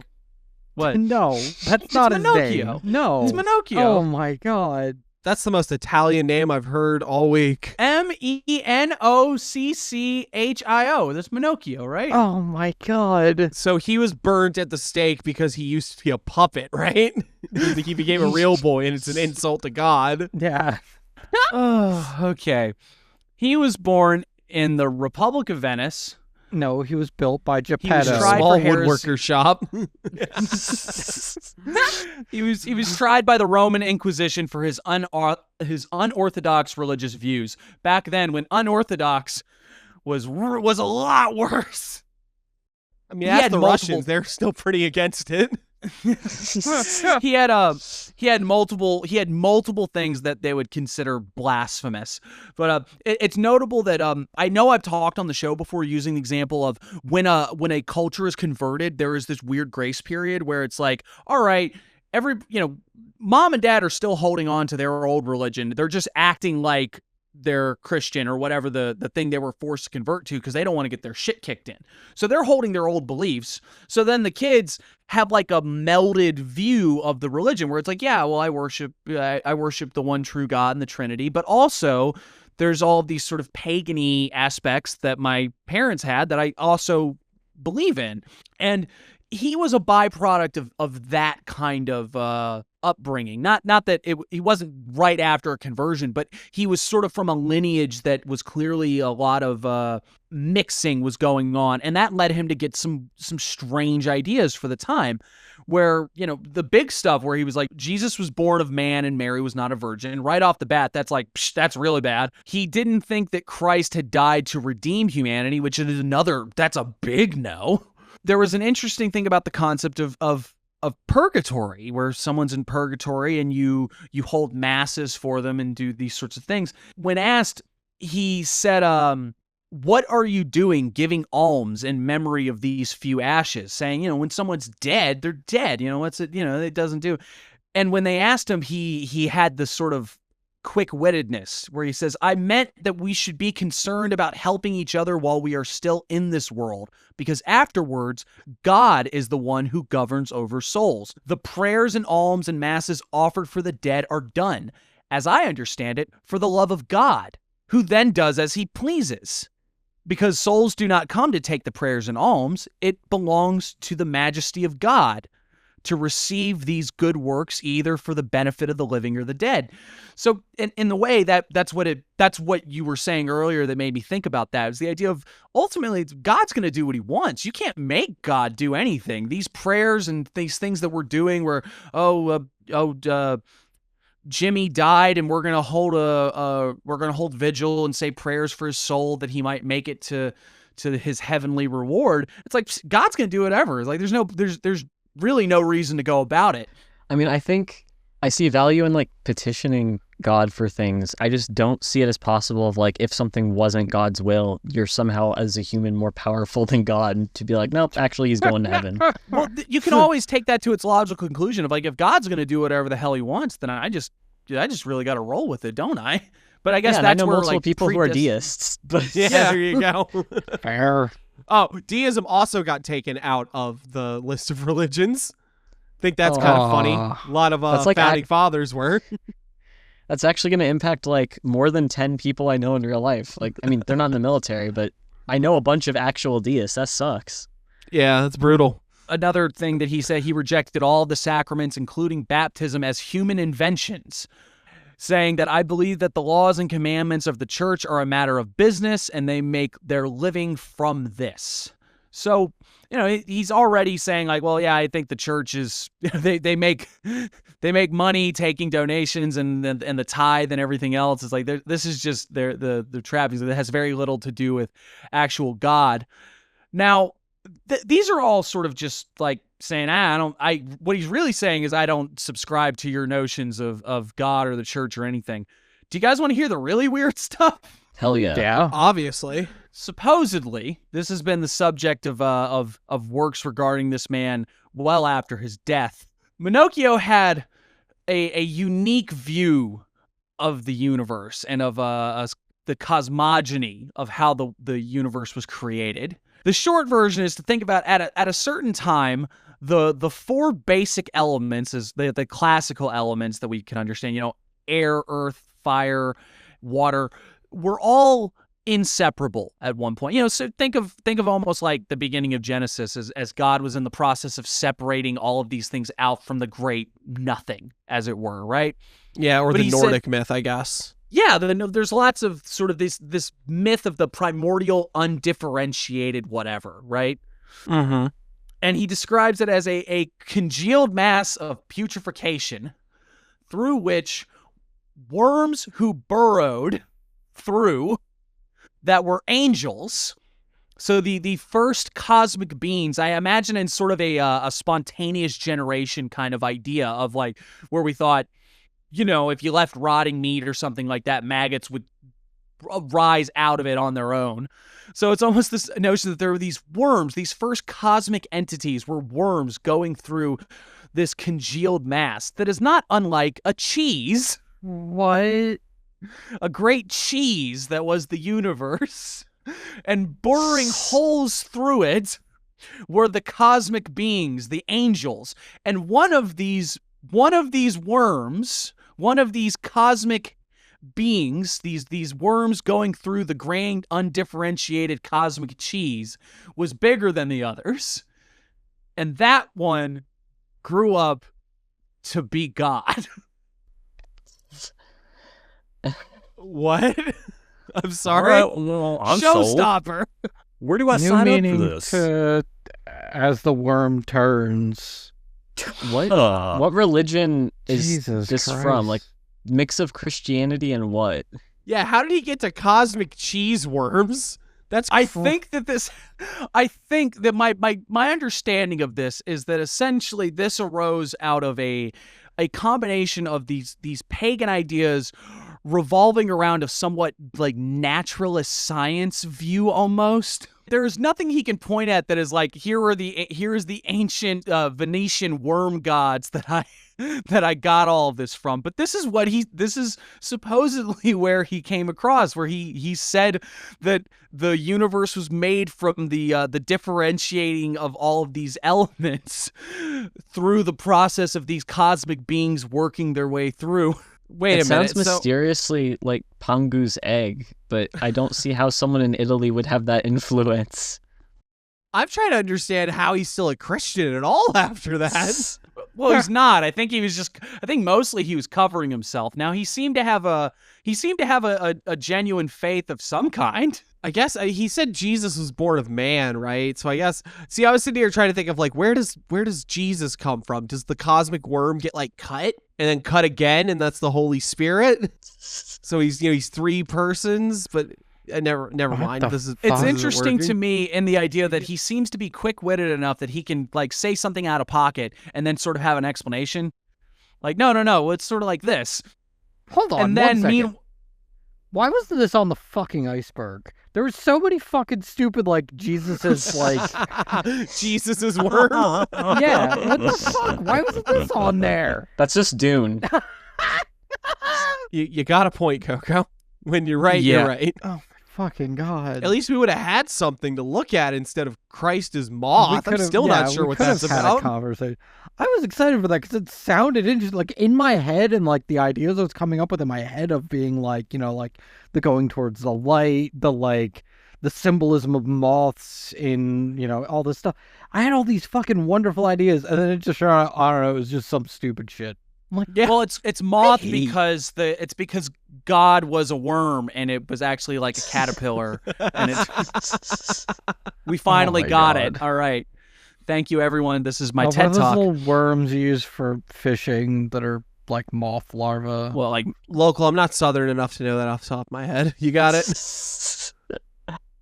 I'm trying to just think up a word that I can just make up that you guys would believe. my brain's going mealworms, but that's not. Oh, it. you can use those for fishing as well, but that's not the ones I'm thinking of. I don't know, Well, whatever. I only That's use close those enough. lures from Bass Pro Shop that kind of like have like political slogans on them. But that's just me though. Have y'all heard the story Pangu's egg? I don't know if I have. It's a Chinese creation myth. I think it's today still seen in like Taoism, but obviously there's many different, well, I shouldn't say obviously, there's many different tellings of it because it's been around forever, so it adapts. But in one of the tellings, Pangu dies and the parasites eating from his body become humans, and I think specifically became like a certain ethnicity, like I think it was like the Han people, or it doesn't really matter. Like today it gets generalized like humans. So at first when you're like, oh, there's all these worms, I was like, oh, like we're the worms. It's like, no, God's the worm. But we are made in God's image, so we are Now, also so- worm-like. We're little worms. What's really interesting about Minocchio is that he was a smart cookie. He got tried for heresy in 1583, first time. He recanted. He said, I'm not standing by it. I'll do all this stuff. And he spent some time in prison, got released in 1586, saying, you know what, church fathers, I'm real sorry about this, but it won't happen again. I'm all right. He was under house arrest, and he had to wear like a sign of a cross to let everybody know that he was a bad egg. And then in 1598. 1998. And then in the 90s, Yeah, he was with Milli people were Vanilli. like, why are you so old? He's How like, are well, you still alive? God is a 1590 worm. Okay, Grandpa, let's get you back to bed. I mean, that would probably go over way better in the 90s than. Well, because if you remember, God came down and talked to him and said, would you still love me if I was a worm? He said, of course. I think that's where it came from. But the thing is, so he gets out in 1586. 1598, he gets arrested again because he started talking about the worm stuff and everything else. He was like, he thought he was really on something. He's like, guys, this is way too important. You gotta know about the great cosmic worm and the primordial cheese. And they were like, dude, we gave you a chance. I mean, he got away with it the first time, but he just kept going. And this time he wasn't able to talk himself out, and he was sentenced to death in 1599, execution by burning. Jesus. I mean, There's a fate for worm jokes here. Jesus. It's notable that when he was talking to the courts, he said, God has given the Holy Spirit to all, to Christians, to heretics, to Turks, to Jews, and he considers all of them dear, and they are all saved in the same manner. So this wasn't this in a way, it wasn't. I think the argument that is trying to be made for this to truly be a heresy, you would have to view Minocchio as someone who did in some shape or form subscribe to this Christian background, but there is a very large worm-shaped elephant in the room. Yeah, that's kind of what I've been thinking the whole time. It's like, it's not even really a heresy because I just don't think he actually believed in Christ in any meaningful way. He just happened to be in like a Christian culture. He would have said this same shit if he was somewhere if he grew up like Jewish or if he grew up as Muslim or whatever, right? Flying spaghetti monster. Dude should have written like a fucking ballin'-ass sci-fi book. Like, he could have been the first sci-fi writer and we would have been applauding him. This is what Dune could have been. I knew probably Dune actually could have was read it sci-fi. then. The cheese must flow. It's like fondue. But I think there is something to be said in the way that these ideas don't show up in a vacuum, where it's almost arguable if he didn't have maybe like I used the Genesis example, perhaps he looked at Genesis and was like, okay, if this is the idea that there was this sort of thing that where God is separating the light from the dark and divide, the waters, drew back the waters and the land and all this stuff, then maybe he was thinking, it's like, well, how would that work? How can I wrap my head around that? Well, and he said there's too many people, there's too many problems. Don't you know this is the land of confusion? You can, I'll see myself. What do we think about this one round table? Okay, if we could meaningfully say that he is a Christian, it's Fringe, and it's a hard Fringe, but I don't think he actually is, so it's got to be Cringe, because it's not even really a heresy. He's just, like, not a Christian. Also, he's a puppet. Yeah, he is a puppet. Like, we can't, no. That's cringe. I know I already understand how he got off the first time, because they're all too busy looking at him going, he does have strings. The only acceptable puppet is my girl Ronnie the Witch. Shout out to Ronnie the Witch. Best ending in Elden Ring. It's cool that he just wanted to start his own religion. Yeah. Yeah. That's cool. Cheese enthusiast. That's neat.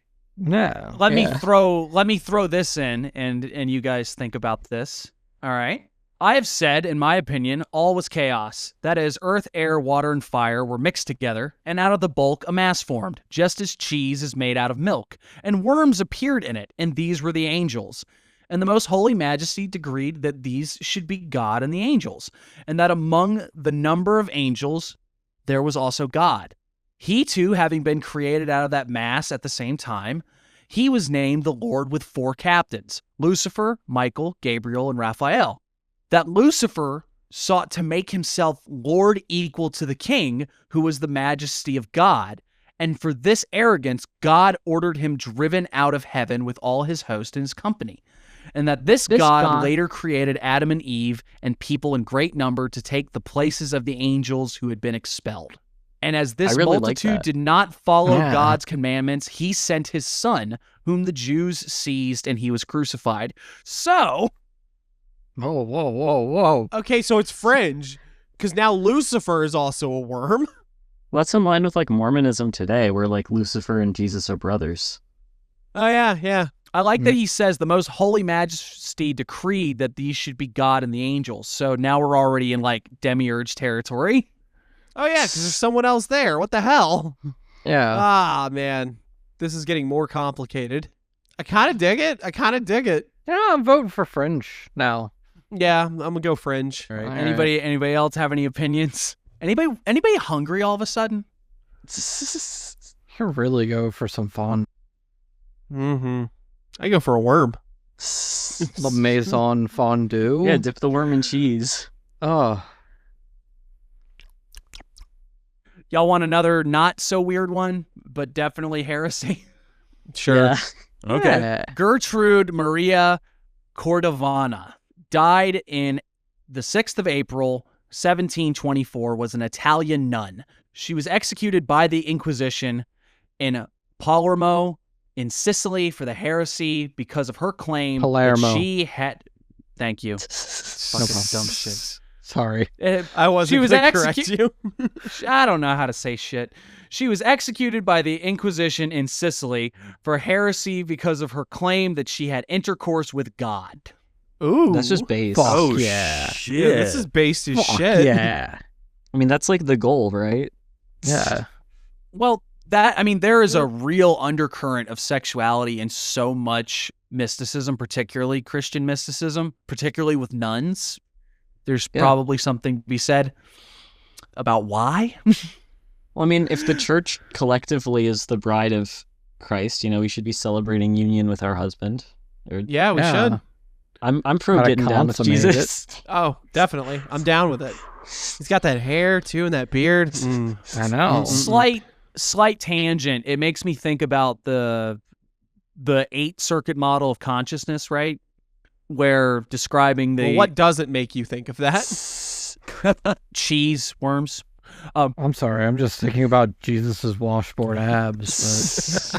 But one of the things that gets mentioned is like the using of the meditational techniques on the first 3 circuits, and then the 4th one being the socio-sexual circuit, where Wilson's mention was that one of the things that is used to control that, where you are able to get a handle of the 4 lower circuits to activate the 5th circuit, which is that the bodily rapture and the sort of hedonistic hyper moments. One of those is taking a vow of abstinence. So now I'm thinking about, what's perfect 4 circuit into 5th circuit consciousness would be a nun.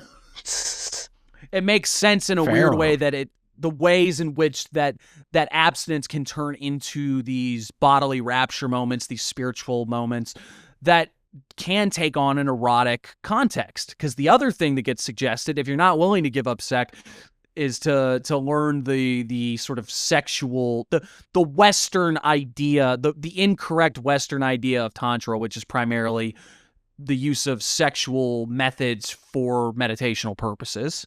And that can also get you there. So that's what I think of with this, but I just think of the ecstasy of Saint Teresa is what I think of. oh yeah. I mean, that's a prime example of the things that I'm talking about too. Gertrude was a nun in the Order of Saint Benedict, which he was probably very pissed about. Damn. Yeah. In 1699, she was tried by the Inquisition alongside a brother monk. He was charged with quietism and A big word he's having a hard time pronouncing. Monlanism, which is the idea of God has middle knowledge, the knowledge of counterfactuals, particularly counterfactuals regarding human action. That's a very complicated one. Now, meanwhile, Cordova was charged with pride, vanity, and hypocrisy. And I think somewhere in the process of the thing, she actually claimed that she had had sexual intercourse with God and described herself as pure and holy. So she's like, I know that I had sex with God, but it was actually like a really, I'm cool. Like this was a good thing. It might have been. You're known for retaining your virginity afterwards, right? Yeah. And they did what they normally do in stuff like this, where they say, well, are you going to recant? Are you going to deny what you said? Are you going to come back to the fold? And she was just like, nah, not going to do it. Stayed there for 25 years. Good for her. Presumably, God came to visit conjugal style. Probably keeps you going. In 1724, the Inquisition gave up and said, you know what, just kill her. It's fine. And they were like, all right. That is really just the long and short of it, where she made a pretty radical statement, and for many reasons. And then, like a great many, just did not. I mean, 25 years. We don't have a birth date for her, but I'm almost imagining it's like she must have lived a pretty good long while just to get to be a nun, and then finally, just another 25 years, she might have been like, I'm ready to go. Doesn't matter to me. I think this fits into like a broader trend. Like she's not the only nun who's done weird stuff. Like Saint Catherine of Siena claimed that she has Jesus's foreskin as a wedding ring. So oh wow, yeah. So what I mean is like I think the whole like, oh, Jesus is actually my husband and we're doing stuff like that's very common. That's a lot of Christian mystics go down that route. I mean, why wouldn't you ultimately? Yeah, that's the goal. Like, yeah. Just notice me, senpai, but it's Jesus. See, now that's a good heresy. Anyway. Do we want to take a step out of the Christian box for a second? Sure. Why not? Yeah. Kennedy, I'm going to defer to you. Would you like to talk us through the Dorje Shugden controversies? Oh boy. There is a lot to go over here, and it's incredibly Tibetan is what it is. It's something that if you're not already sort of in the know of how Tibetan Buddhism works and not only just the religion itself, but the sort of politics of it, it's going to be really confusing. But in a basic sense, right? There is a Dharmapala, a Dharma protector, which is a sort of, protectionary deity, protectionary being in Tibetan Buddhism. You do rituals to them and so forth. Yeah, his name's Dorje Shugden. He's a goofy looking little guy. If you want to see what I'm talking about and wonder why this is so horrifying for such a goofy looking little guy, just look him up real quick. So, how do you spell that? Dorje, Dorje, and then Shugden, Shu, and it'll pop up. Trust me, it's a very important, popular thing. Oh, he looks like a little lion. Yeah, he's just like a little guy. He's just like a little goofy little dude. So, he was a popular protector of the Gelugpa school, which is the school that the Dalai Lama, the famous Tibetan Buddhist, is a part of. There's a lot to talk about with the politics of that. Just know that there were a lot of different schools of Tibetan Buddhism at one time, and now there's a lot less of them. The newer school of all of these is the Gelug one, and it is the one that has taken the fuck over. There was a lot of fighting, a lot of things were done on all sides. Not even going to just say that everyone that was in the Gelugpa school was, being a warmonger, but a lot of them were being warmongers and just kind of taking over, doing all this sort of stuff. It's a big thing. So none of this really gets into heresy until later, right? This thing called the Rime movement, which is sort of an ecumenical movement amongst these other schools that are not the Gelug school, basically, in response to the dominance of that school. Dorje Shugden gets brought up as like, that's a Gelug thing, right? That's sort of, their thing. He's a protector of their tradition, and we are not really cool with them. He was represented as being a protector whose whole job was to protect them through violence, and it's a bad thing. The 13th Dalai Lama was really opposed to doing this, which is kind of what you would expect from the Dalai Lama, I suppose. Well, maybe. Some of you might have bad opinions about the Dalai Lama. Basically, the long and short of it is that throughout the history into the 19th and 20th century, this sort of becomes this weird thing that the Gelug school, who still, again, has a lot of power in Tibet now, is basically using in a sort of like right-wing way. Basically, oh God. That's what they do. They kind of just go like, nah, we're the Dorje Shugden people. The 14th Dalai Lama, the kind of starts trying to distance himself from this and saying like, this is not really a good thing we need to be doing because it's just a whole lot of violence. It's just us using him as a bad sign to crack down on the other schools, and it's something that the other schools are using to say that we're a bunch of violent, crazy people running shit. He went as far to say that it has become fairly clear that Shugden is a spirit of the dark forces. Now, you know who really didn't like this? Was the people that were being told, hey, you're doing bad shit by worshiping the Dorje Shugden stuff. So if you're confused at all, just keep in mind that this is what happened. The Dalai Lama, the head of the school, said, "Yeah, that guy, he's a dark spirit. Like that's bad magic." And they're like, "Nah." Because they've all just been told, they're essentially heretics now, that this is bad and you don't need to be doing this. So what do? Do they go, well, I guess he's the Dalai Lama, or do they go, fuck no? Fuck no, we want our Dorje Shugden. What happens because of this, obviously? People get murdered. Ooh. Yeah, Lobsang Gyatso and some of his students were murdered in the late 90s, 97. Guys, think about that. 97. Obviously, who did it? It's the Dorje Shugden people. So it's bad news because it's not only interreligious squabbling, but it's also interreligious squabbling that has both a political and a spiritual component. Yeah. This eventually led to a schism in the Gilligpa school. Several monasteries basically said, we're done with this Dalai Lama shit. We're done with you telling us we can't have our Dorje Shugden, and just became their own thing.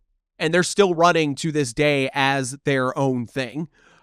There's also a whole thing about Western people, specifically in Britain, being initiated in the Dorje Shugden stuff as like a political move here. Oh. It's just wild. It's absolutely wild stuff. There's protests, there's murder, there's all the terrible things. But because this is how these things go, the Dalai Lama is seeing that, shit, I did bad by telling him not to have the Dorje Shugden stuff. How about I go back on that? So he backpedals and he's being like, I didn't say ban it, I just discouraged it. And yeah, I just think it's, what's he say? Restricting a form of practice that restricts others' religious freedom is actually a protection of religious freedom. So, yeah, basically he kind of goes back to like, well, you shouldn't do it, but it's totally fine if you do it. I never said that. I never said it was, that bad. He's just trying to be the ecumenical guy that the Dalai Lama tends to be. It's, there's lots of things you can say about the Dalai Lama that are bad, but he's just trying to keep people from basically committing violence.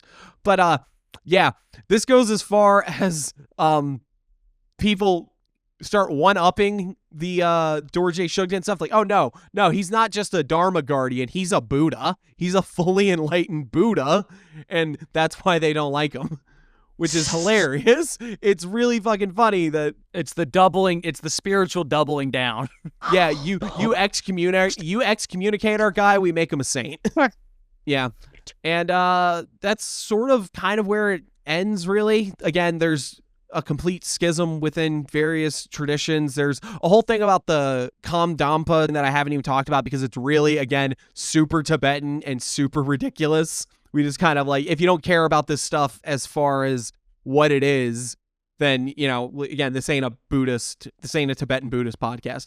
The only other thing I'll say is that there were claims in 2015 that the religious sect behind the protest has the backing of the Communist Party. Oh, because of course, who's going to undermine? Who wants to undermine the Dalai Lama? Yeah, it's the Chinese government, like you did. Can I just point out the thing I posted in the recording chat? There's a recording chat? Well, not the recording chat, but the secret channel. Oh my God, Jesus! Did you send that to Eric as well? No, Eric. Where's the secret channel? Oh God! Hold on, I'm gonna send it to you, Eric. Because I made something, and if you made the same thing as me, I'm gonna beat you up in real life. Oh my God! Is it him? Send it to our group chat, Eric. I'll tell you if it's the same thing. Okay. Is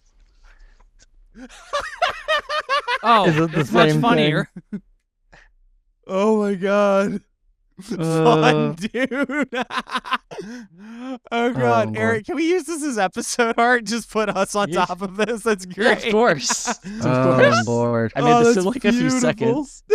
Oh. I love it. I love it. What did you make though? Oh, I just put a picture of Dor J. dude- Shug did it. Yeah. Monkey D. Luffy. Oh. because they look exactly the same. That's what the D stands for. It's Dor J. Shug did. So y'all decide if that's Fringe or Cringe, I guess. I don't know. I think it's cringe just because it's leading to killing people over like a very weird. And as you mentioned, the political element. And ultimately, all of these heresies do have sort of a political element to them, where if any time it's always about challenging church authority to say what's what. But it's a much sadder thing when it's something like Buddhism, which, you know, I hate to say it, but being Westerners, we all have a much fluffier, kindlier view of Buddhism than history might tell you, even recent history. You know where the Dalai Lama gets his name from, y'all? What? Because he was the Lama to the Khans. Yeah. Oh, I didn't That's know where that. it comes from. That's what the title is. It's the no. you were the religious authority for the warlords. They did a That's good job wild. rebranding. Oh yeah, they Yeah. did. Mhm. You would never imagine that kindly old man was reincarnating 14 times as he was committing war crimes. Oh my god. boy. Making kids kiss him on the mouth. Suck my tongue. Yeah. Oh, It's so fucking creepy. He also said things like if he comes back as a woman, she's got to have big tits. Is that real? I don't know if it's quite that crass, but it's basically what he said. Jesus Christ. He also said he's a Marxist. What? Dalai Lama's a complicated individual. What the fuck? All right, co-host, what else you got then? Okay, well, we'll try to be quick. A couple lightning round. These weren't really important heresies, but Butolfson, Gesundheit. funny name. Kids like it. He is the only confirmed case of execution for heresy by the Catholic Church in Sweden. Also denied transubstantiation, but Boltufson. I mean, they are pretty tough. Bulls are tough. All right, and another one I found on the list was Franco DeFranco. That's not a real name. Funny name. Kids like it. Funny name. Kids like it. They love it. Franco DeFranco. The most famous of the Francos. What do you get done for? He was a Italian Calvinist, which I don't think I have to explain why that went south. Yeah. Yeah, that sounds like a bad move. Yeah, just not a good time. Not a very Calvinist country, if you know what I'm saying. Yeah. All right. To close out, I'll do a story that some of you have probably already heard, but it's an interesting one to me at least. Thomas Aikenhead, who was born the 28th of March, 1676, and died the 8th of January, 1697. He was a Scottish student. He was a Scottish student from Edinburgh who was prosecuted and executed at the age of 20 on the charge of blasphemy under the Blasphemy Act of 1661 and the Blasphemy Act of 1695. He was the last person in Great Britain to be executed for blasphemy. Oh. What do you And do? his execution occurred 85 years after the death of Edward Whitman in 1612, who was the last person before that, who was he was burned at the stake for heresy. Well, shit, he had to have done something pretty freaking bad then, right? What did he do? Very You just said little. it was blasphemy. Yeah, but like there's a lot of things that are blasphemous. Obviously not. Blasphemy, blasphemy. Otherwise, they would have listed what he did. Is there a quote, or is it just like he said something I didn't like? Essentially, he was a young, somewhat intellectual man, educated, and he essentially just dug his heels in, where he said, I don't believe this nonsense. I don't. Essentially, over a year at the University of Edinburgh, he discussed and contested religion. Oh. And just basically, he didn't buy into it. He dug his heels in constantly. The evidence is pretty much the stuff that you would imagine, where it's just he made a very public show of here's a quote to summarize the evidence from Lord Advocate Sir James Stewart. You, Thomas Aikenhead, shaking off all fear of God and His Majesty's laws, have for more than 12 months made it your endeavor to vent your wicked blasphemies against God and our Savior Jesus Christ, Holy Scriptures, and all religion. You say that divinity or the doctrine of theology was a rhapsody of feigned and ill-invented nonsense, patched up partly of the moral doctrine of philosophers and partly of the poetical fictions and extravagant chimeras. You called Old Testament Ezra fables, which were an allusion to Aesop fables, and that Ezra was a cunning man who convinced a number of Babylonian slaves to follow him, for whom he made up a feigned genealogy as if they had been descended of kings and princes in the lands of Canaan. And it goes on and on. You called the New Testament the history of the impostor Christ.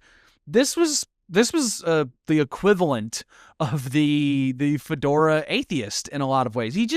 He saw it for what most people nowadays can kind of agree with, where it's this collection of fables, of stories. He denied the existence of spirits, and he said that God, the world, and nature are but one thing, and that the world was from eternity. So this was he's being a Spinoza, and I got it. Yeah.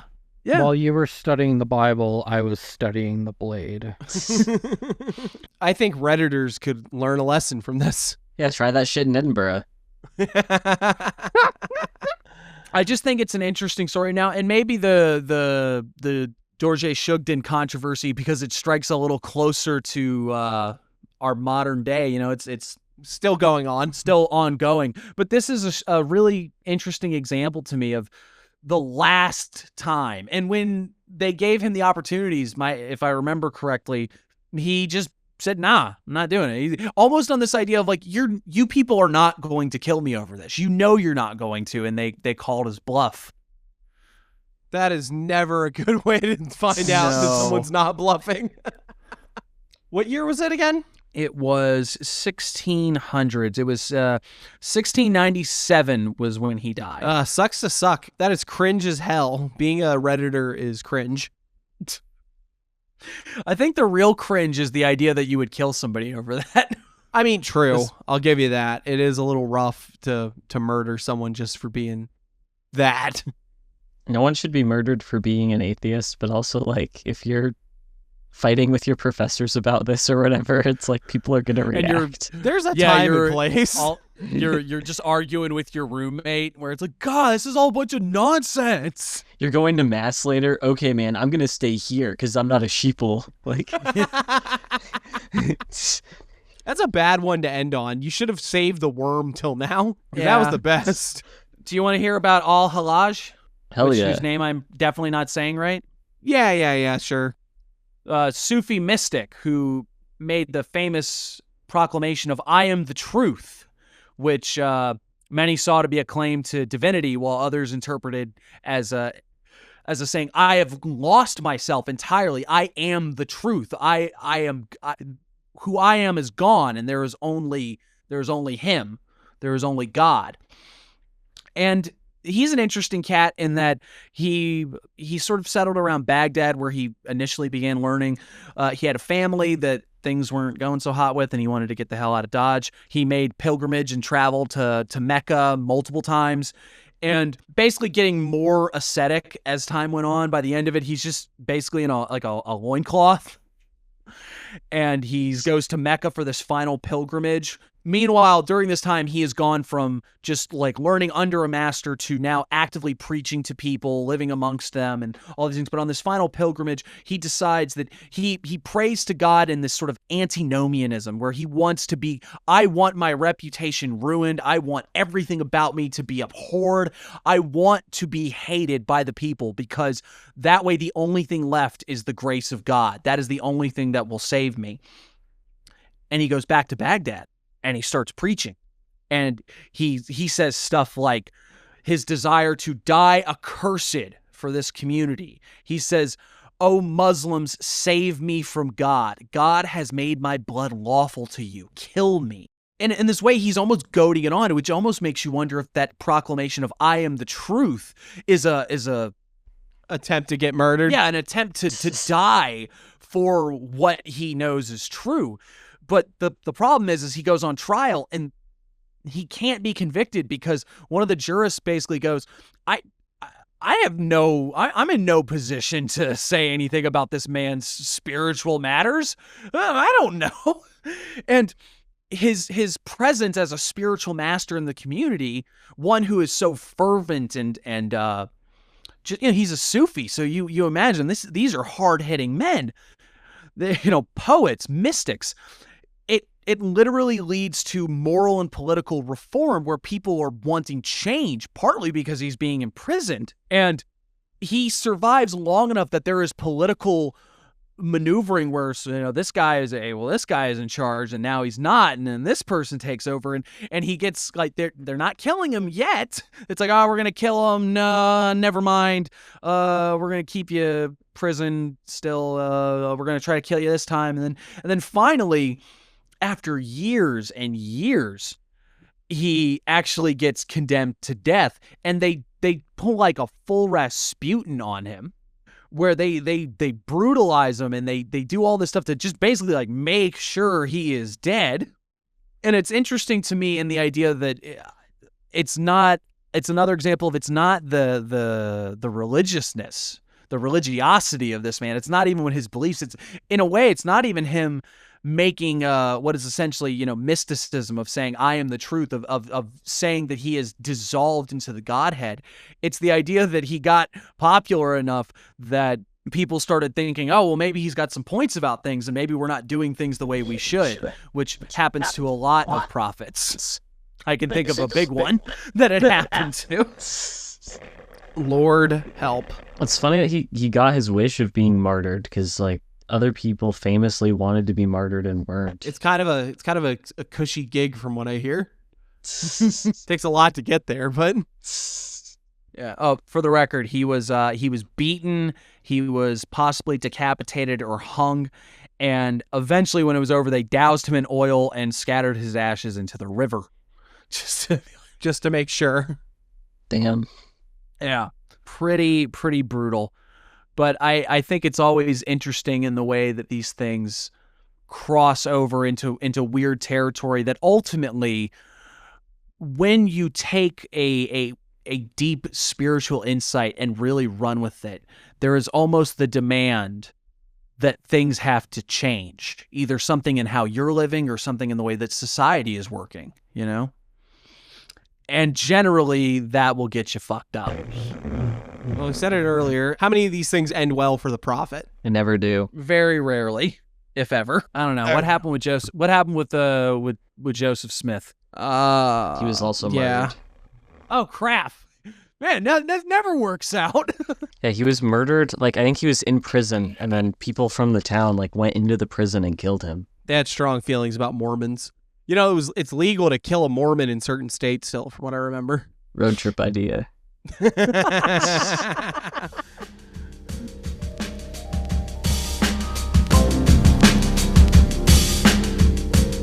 All right, and with that, it's time for the wonderful palate cleanser. How goes the work?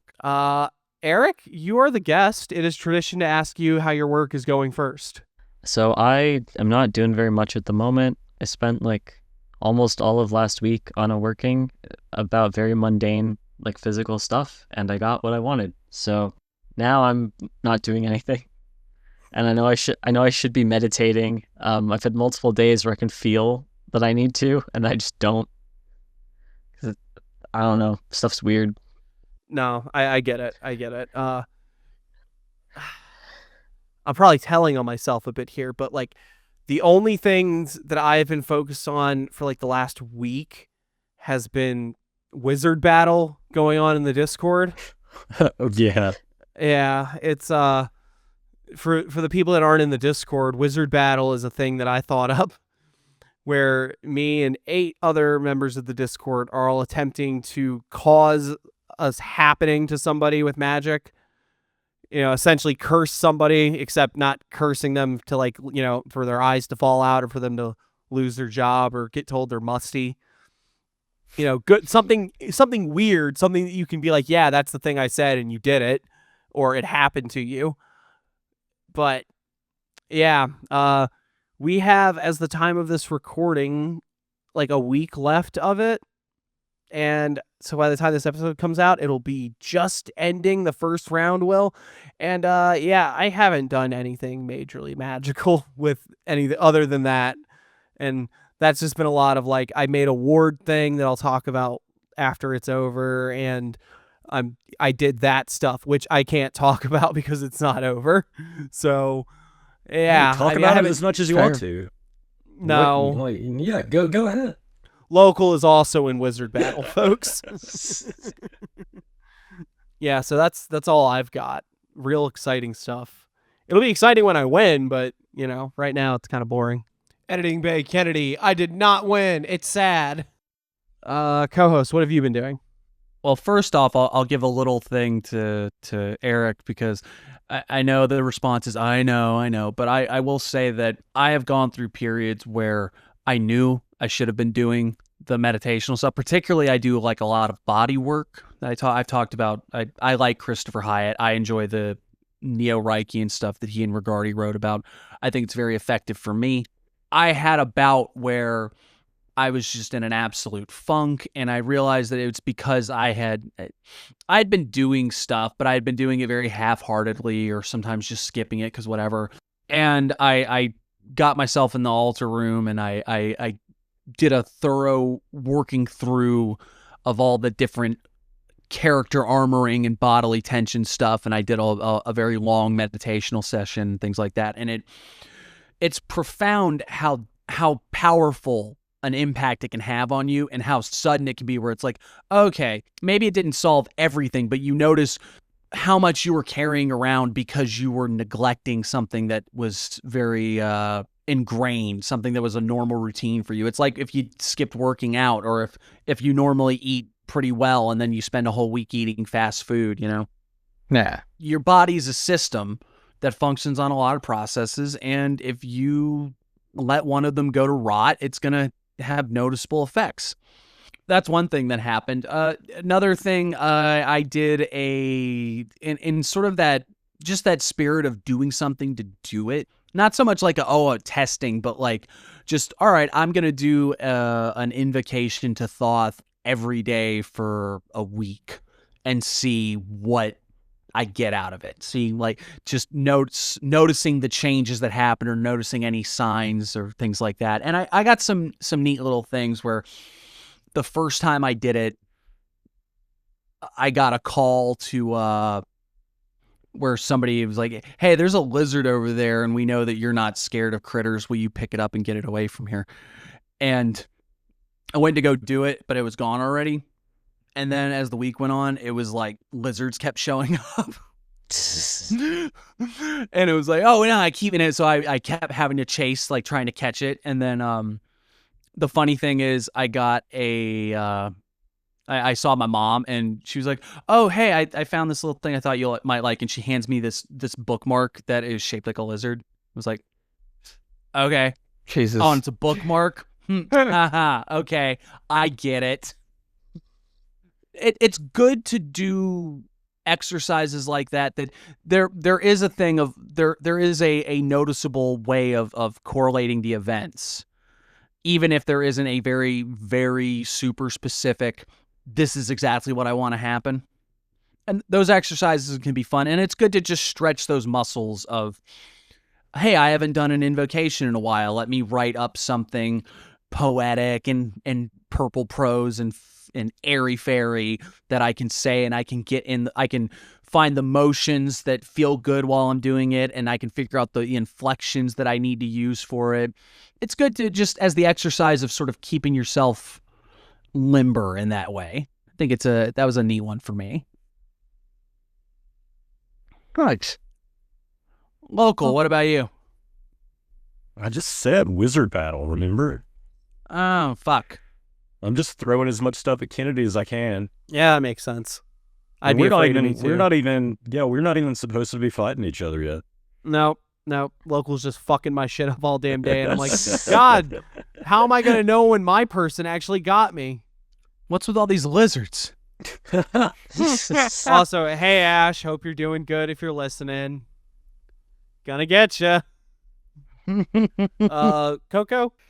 As far as things go, just like mostly my daily practice, but also I've had a lot of weird stuff popping up with oddly enough Wuthering Heights. I hate book magic. Had things kind of popping around. I know. No, like had things popping up around it, and then my roommate and one of her friends was like, "Hey, we're gonna watch Wuthering Heights. Do you want to watch it, like the new one?" And it was so bad that I was like, "This makes me want to read the book," because I've never actually read the book. I actually didn't really even know that much about it, and now I'm going into like this insane deep dive, and I keep having like synchronicities popping up around it.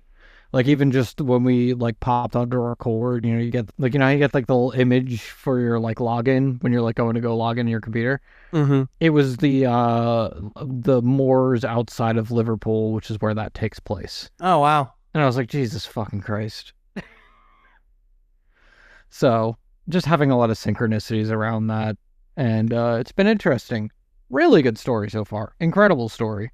I am forming some opinions, but nothing's completed yet, so I can't really speak too much of it yet. So that's where I'm at.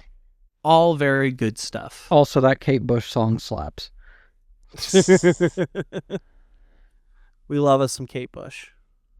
All right. Well, that's everyone. So I guess with that, this has been Chaos Magic News. The only podcast that is trying to be the most modern execution for heresy that we can possibly be. If you would like some things that would probably get you burned by the church, you can go to chaosmagicnews.com, where you'll find more links to episodes, links to our interview series, the occasional article for your perusal. If you'd also like to follow us on social media, just to get a spicy meme or notifications when new episodes are going up, we are on Facebook, Instagram, and Blue Sky.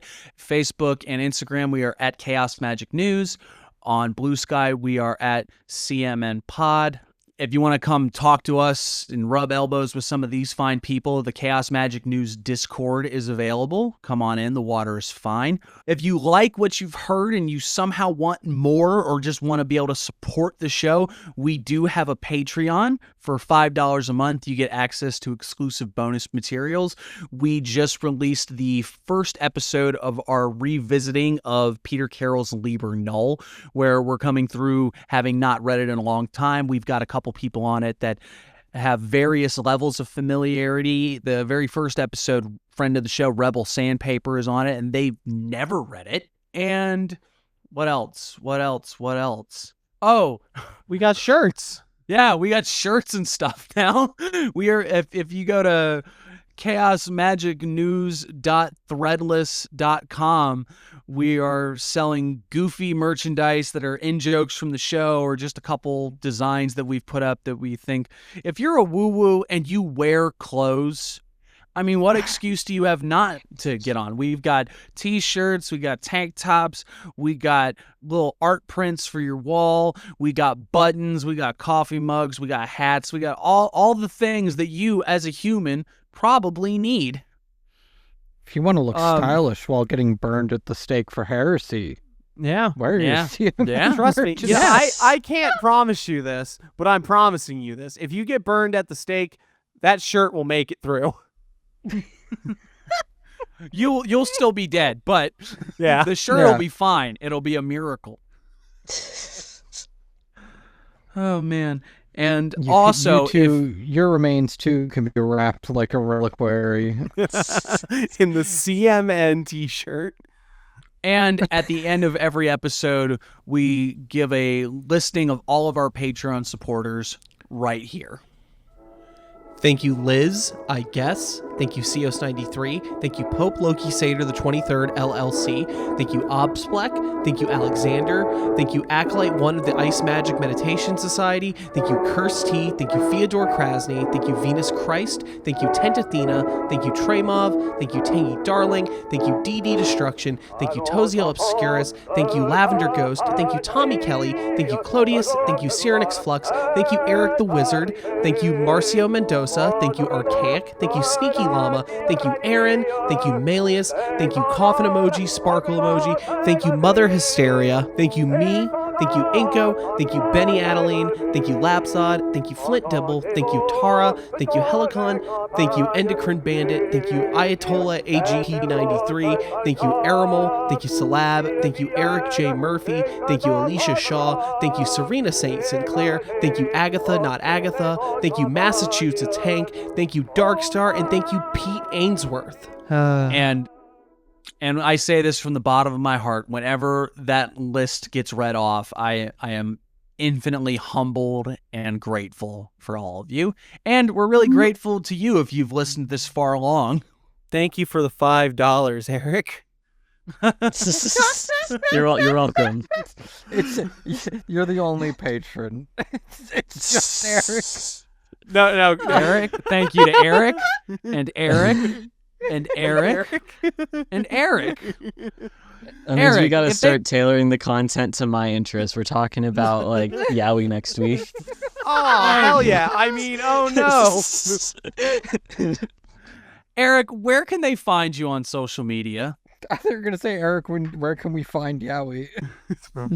My local used bookstore. Eric, do your plugs. You can find me pretty much anywhere, Instagram, TikTok, and YouTube under Modern Christian Occultist, all lowercase, all one word. Right now I post the most, I think, on TikTok, but I'm trying to make more long-form YouTube videos, so stay tuned for that. They have an excellent playthrough of a Bible game. It is one of my favorite things that they ever mistakenly showed me. Thank you. One of my coworkers bought the game on Steam because he found that also. Oh, that's great. Look forward to the Patreon content that is Eric talking me through how to play the game. Oh, Lord. As I'm fumbling with the controller going, I haven't played anything since the Super Nintendo. I'm confused and scared. Is this a Pikachu? Thank you so much for having me on. No. It was Thank a you pleasure. for being here. It was absolutely wonderful. Wonderful time. And thank you, listener. I guess with that, we made you plug it, but now you have to talk again because now you get the last word. The first Pride was a riot. This one will be too. Hell yeah, Diva. Thank you so much for listening. We will see you next time. Bye-bye.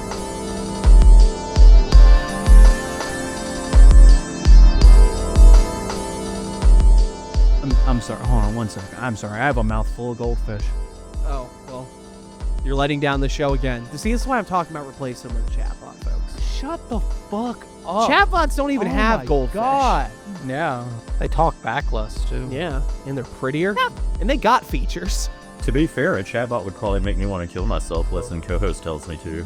Wow. Nah, they've encouraged multiple Yeah, I was people. going to say, actually, Yeah, Well, he does it a lot, is what Local is saying.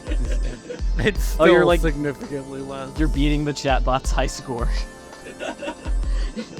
All right, so this Fringe or Cringe is crazy stuff that somebody got from a chatbot and what they did afterwards. Somebody made one of those like character AIs of low tier God, but only that one video where it says, "You need to kill yourself now." So, I mean, it wasn't much of a chatbot, I guess. It just played that video on a loop.